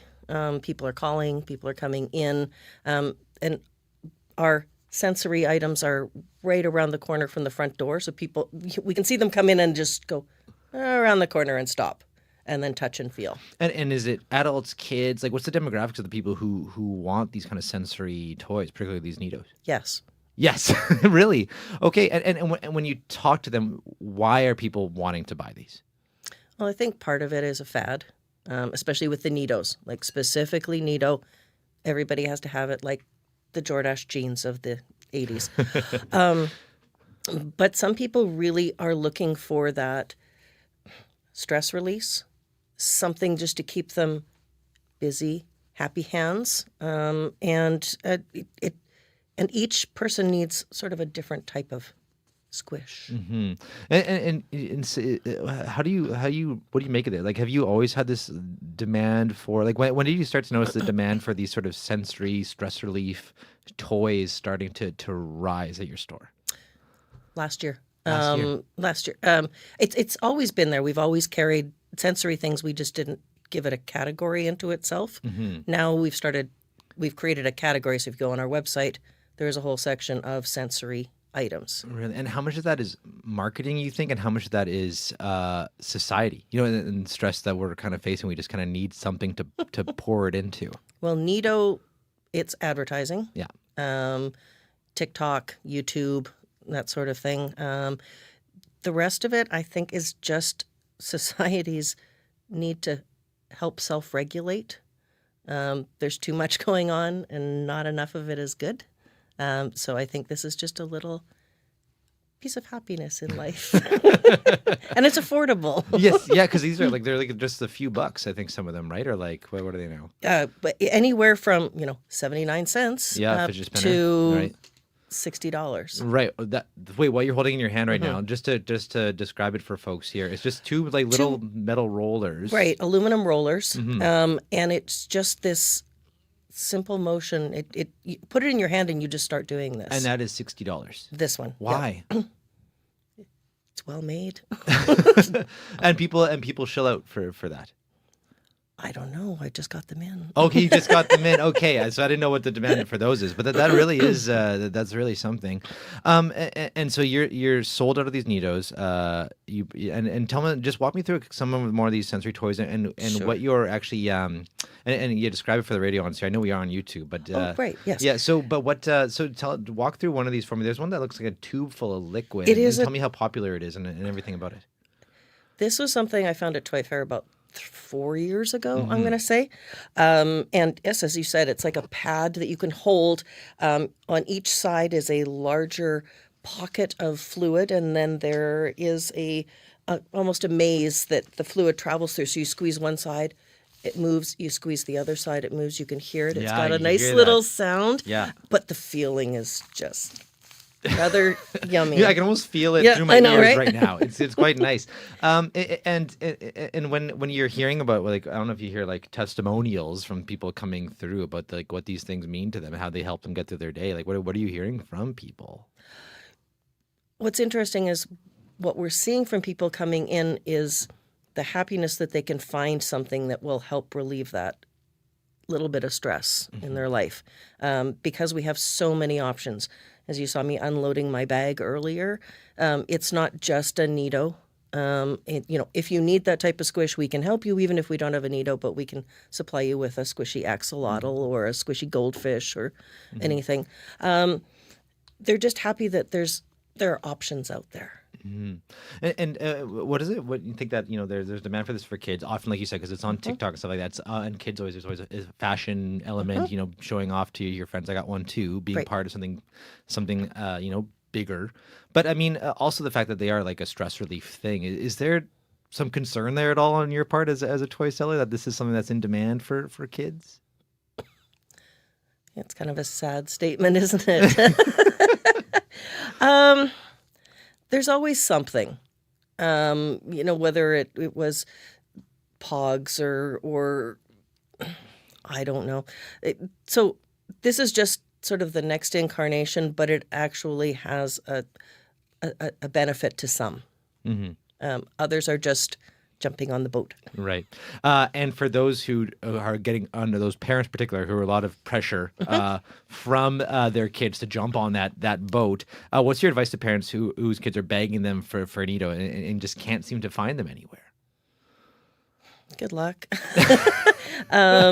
Because, I was telling Chloe yesterday that I got an invoice from the company of the things that they're shipping me. Right. And ETAs for my Nidos, which I ordered last month, and it's July.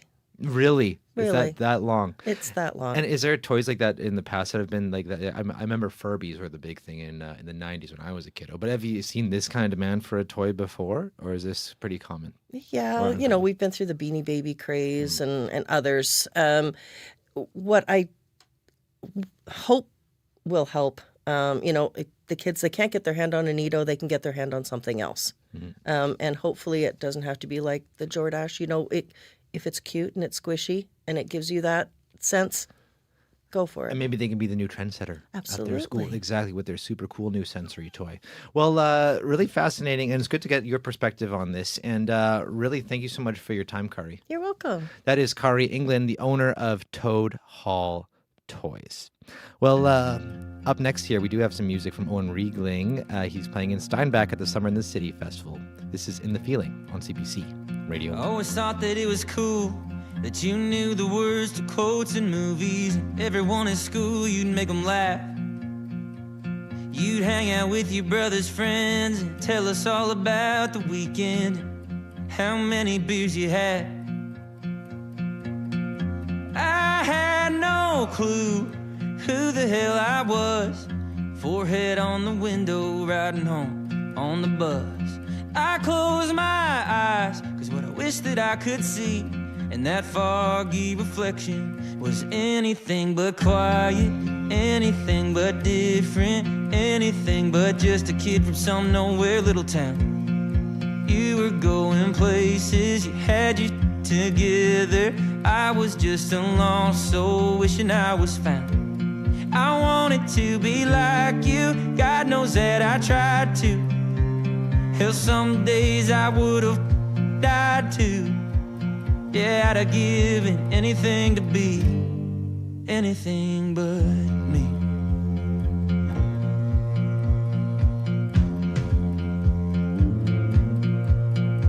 While you were out at the party, raising hell and getting high, I was always somewhere lost in my guitar. I'd crank it up to 10 and play the same 3 chords again, never thinking it would get me very far. Top of my lungs, banging on the strings.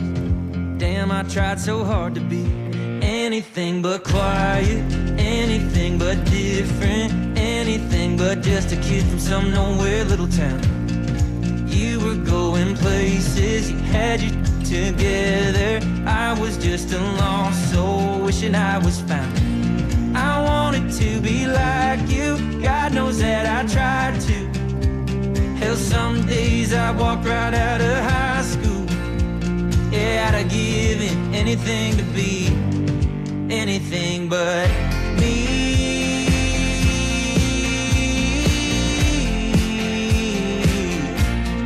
Anything but me.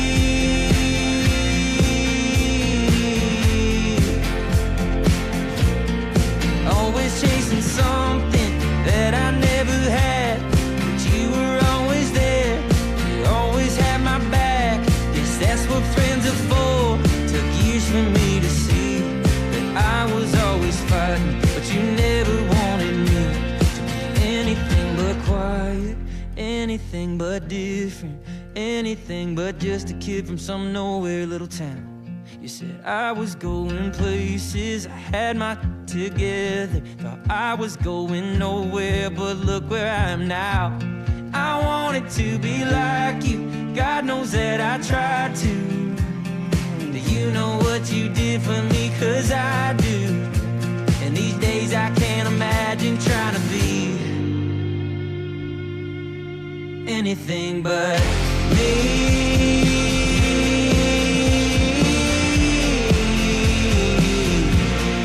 Anything but me. Yeah. Anything but me.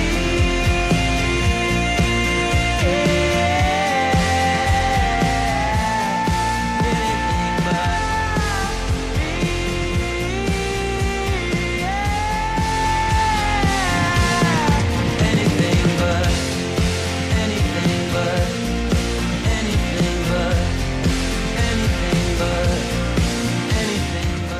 Well, that's Owen Riegling with Anything But Me. He's performing across Canada this spring and summer. He's stopping in Steinbach at the Summer in the City Festival. He's also going to be in Winnipeg later in the year on October 27th, so you'll want to catch him. And speaking of some rock and roll from Owen Riegling, Marjorie Dowhouse is in, who I almost hit in the face with one of those needles throwing it to her. But they're pretty great, aren't they? Yes, they are. Okay, so tell me a little bit about what's coming up on noon, because you're talking rock and roll today. Yeah, so you may have heard the inductees for this year's Rock and Roll Hall of Fame were announced. Among the list, Oasis, Phil Collins, Sade, Queen Latifah, Luther Vandross. We want to hear from you. We've had some talk about this. Who should be included? Who maybe should have been left off that list? Rock and Roll Hall of Fame don't really quite think of hip hop, but there are some hip hop artists on there. So we want to hear from you. Who do you think should be on the Rock and Roll Hall of Fame? Who's your favorite musician of all time? Give us a call. Share your thoughts coming up at 12:30 on Radio Noon. Oh, I'm sure there's lots of big opinions about that. Thank you very much. Yeah. Yes. Well, you can catch, that is Marjorie Dowhouse. You can catch her, of course, on Radio Noon, that call in after 12:35. Time now for your CBC Winnipeg News. This is CBC News. Good morning, I'm Josh Crabb in Winnipeg. At 8:30, it's -4 downtown. The freezing rain warning has ended for Winnipeg, but remains in effect for the southeast corner of the province. Highways, roads, bike paths, and walkways are icy, and there are reports of vehicles in the ditch outside the city and collisions within it. Manitoba's addictions minister says it's not up to her to declare a public health emergency over the drug crisis. Some frontline organizations are calling for the declaration after several recent drug-related deaths in Winnipeg. Addictions minister Bernadette Smith says that decision lies with Chief Public Health Officer Dr. Brent Rusin. But in the meantime, she says the province is doing what it can, and that includes working as fast as it can to open a supervised consumption site. These are someone's loved ones. This government is working really hard with the sector to get, the supervised consumption opened. Premier Wab Kinew had targeted March for the opening of a consumption site on Henry Street, but later backed off that timeline due to the complexities involved. The former lawyer for a Winnipeg man who claims he was forced to plead guilty to drug charges testified in court on Thursday. He says the man never said anything about being threatened at gunpoint by a police officer now in prison for corruption. CBC's Caitlin Gowerluck was in court and has more. The lawyer says the first time his client brought up Elston Bostock's name was in August 2025, a few weeks after the now disgraced officer's highly publicized rearrest. The man is now trying to withdraw his guilty pleas on drug trafficking and money laundering charges. He's arguing Bostock and another drug trafficker threatened him at gunpoint because they thought he might implicate the trafficker. He says he pleaded guilty shortly after. His former lawyer says when the man did eventually bring up Bostock, he looked into those claims, but didn't find anything to support them. Bostock is now serving 7 years for corruption and other offenses. The hearing for the man trying to withdraw his pleas will continue at a later date. The identities of the man and his former lawyer are under a publication ban. Caitlin Gowerluck, CBC News, Winnipeg. Evacuations in Peguis First Nation could start as early as this weekend, as people living there are once again facing the risk of rising water. The community says more than 200 homes need to be protected. As the province warns, there's a high risk of flooding on the Fisher River. Marilyn Spence has lived through flooding in her home in both 2014 and 2022. She's seen the damage it leaves behind. You can smell the mold in here, but we try to open the windows in the spring, have them open, and fans going. That fan's going all the time. Peguis Chief Stan Bird says they're working to identify where people could go if or when evacuations are needed. Manitoba's immigration minister says Ottawa hasn't budged amid her pleas for generous immigration allotments. Malaya Marcelino says she brought a team of local business leaders with her to the nation's capital this week. They made a case for why Manitoba needs a higher provincial nominee allotment. Manitoba got 9,500 slots in 2023. That was shrunk down to around 6,000 last year. These numbers are not acceptable for what we need as an economy. We were not consulted when they made these cuts. We were not part of that group that needed these cuts. And in fact, we are being harmed by these federal immigration cuts. Marcelino says the feds also aren't wavering on a request to extend federal work permits to expire this year. Over 100 demonstrators gathered at the steps of the Legislative Building for 3 days in a row this week, calling on Manitoba to push Ottawa for extensions to those federal work permits. Thousands of Winnipeg households are set to lose door-to-door mail delivery. Canada Post announced 7 area codes in Winnipeg will be converted to community mailboxes, postal codes, I should say, as it moves to phase out home delivery across the country. Bernice Lamontagne lives in the R2W postal code. She says having to walk to get her mail could be a challenge. I can hardly walk. I'm going to be 85 years old, and I cannot go to the mail like my sister lived down Manitoba, and they took her mailbox away and they put her, I think it was about 2 blocks away.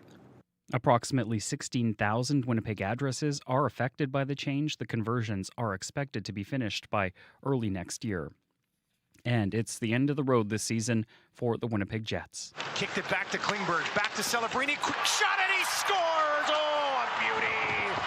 Macklin Celebrini on TSN set a San Jose Sharks franchise record for points in a season after a goal and a pair of assists in a 6-1 victory over the Winnipeg Jets last night. Celebrini finished the season with 45 goals and 115 points, surpassing former San Jose great Joe Thornton's 114 points in 2006-2007. The Jets, meantime, are the 5th NHL team to win the President's Trophy for the best regular season record and not qualify for the playoffs the following season. That is the CBC News from Winnipeg. Your next local news is at 9 o'clock. Thanks for the morning, Josh. Thank you. That's Josh Crabb at your CBC News desk. Sierra Sanders, what's going on with the commute? Yeah, the big story here, Corey, is that stalled car in the northbound median lane there on Osborne, just past the Osborne underpass, so just before Confusion Corner there. Our most recent update I got from Paul, he said it's backed up to at least St. Vital Bridge, possibly even further, so keep that in mind if that is on your drive today. As well, there's been a collision at Ellis and Arlington. The northbound and eastbound curb lanes are blocked, thanks to Winnipeg Traffic Management Center for that. And in general, the highways north and south of Winnipeg here, we're seeing covered and partly covered conditions. So expect some icy and snowy conditions here throughout the day, and adjust your driving and check Manitoba 511 before you head out on the highways. Thanks, Sierra. Thanks for the week. Abby. Messy conditions for the southeastern part of the province. The roads definitely slippery. Take care of the highways, the roads, the parking lots, and even the walkways today. It's going to be a concern. We will see highs around -4 for most of the regions, while up north, sunshine in Churchill and wind chills still feel close to -30. Thanks to the team who put our shows together this week. Chia Kuma, Marshall Hodgins, Jenica Sewell, Dylan Longhurst, Chloe Friesen, Sophia Peralta-Baron, Mary Rose Villena, and Michaela Van Kooten. And as well, thanks to the rest of our team, our live team, Darren Morash, as well as Abby Adiemi and Sierra Sanders. Nellie Gonzalez is our show producer, and Leif Larson is our senior producer of audio.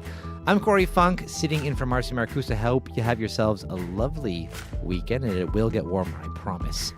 Stay tuned. The Current is next.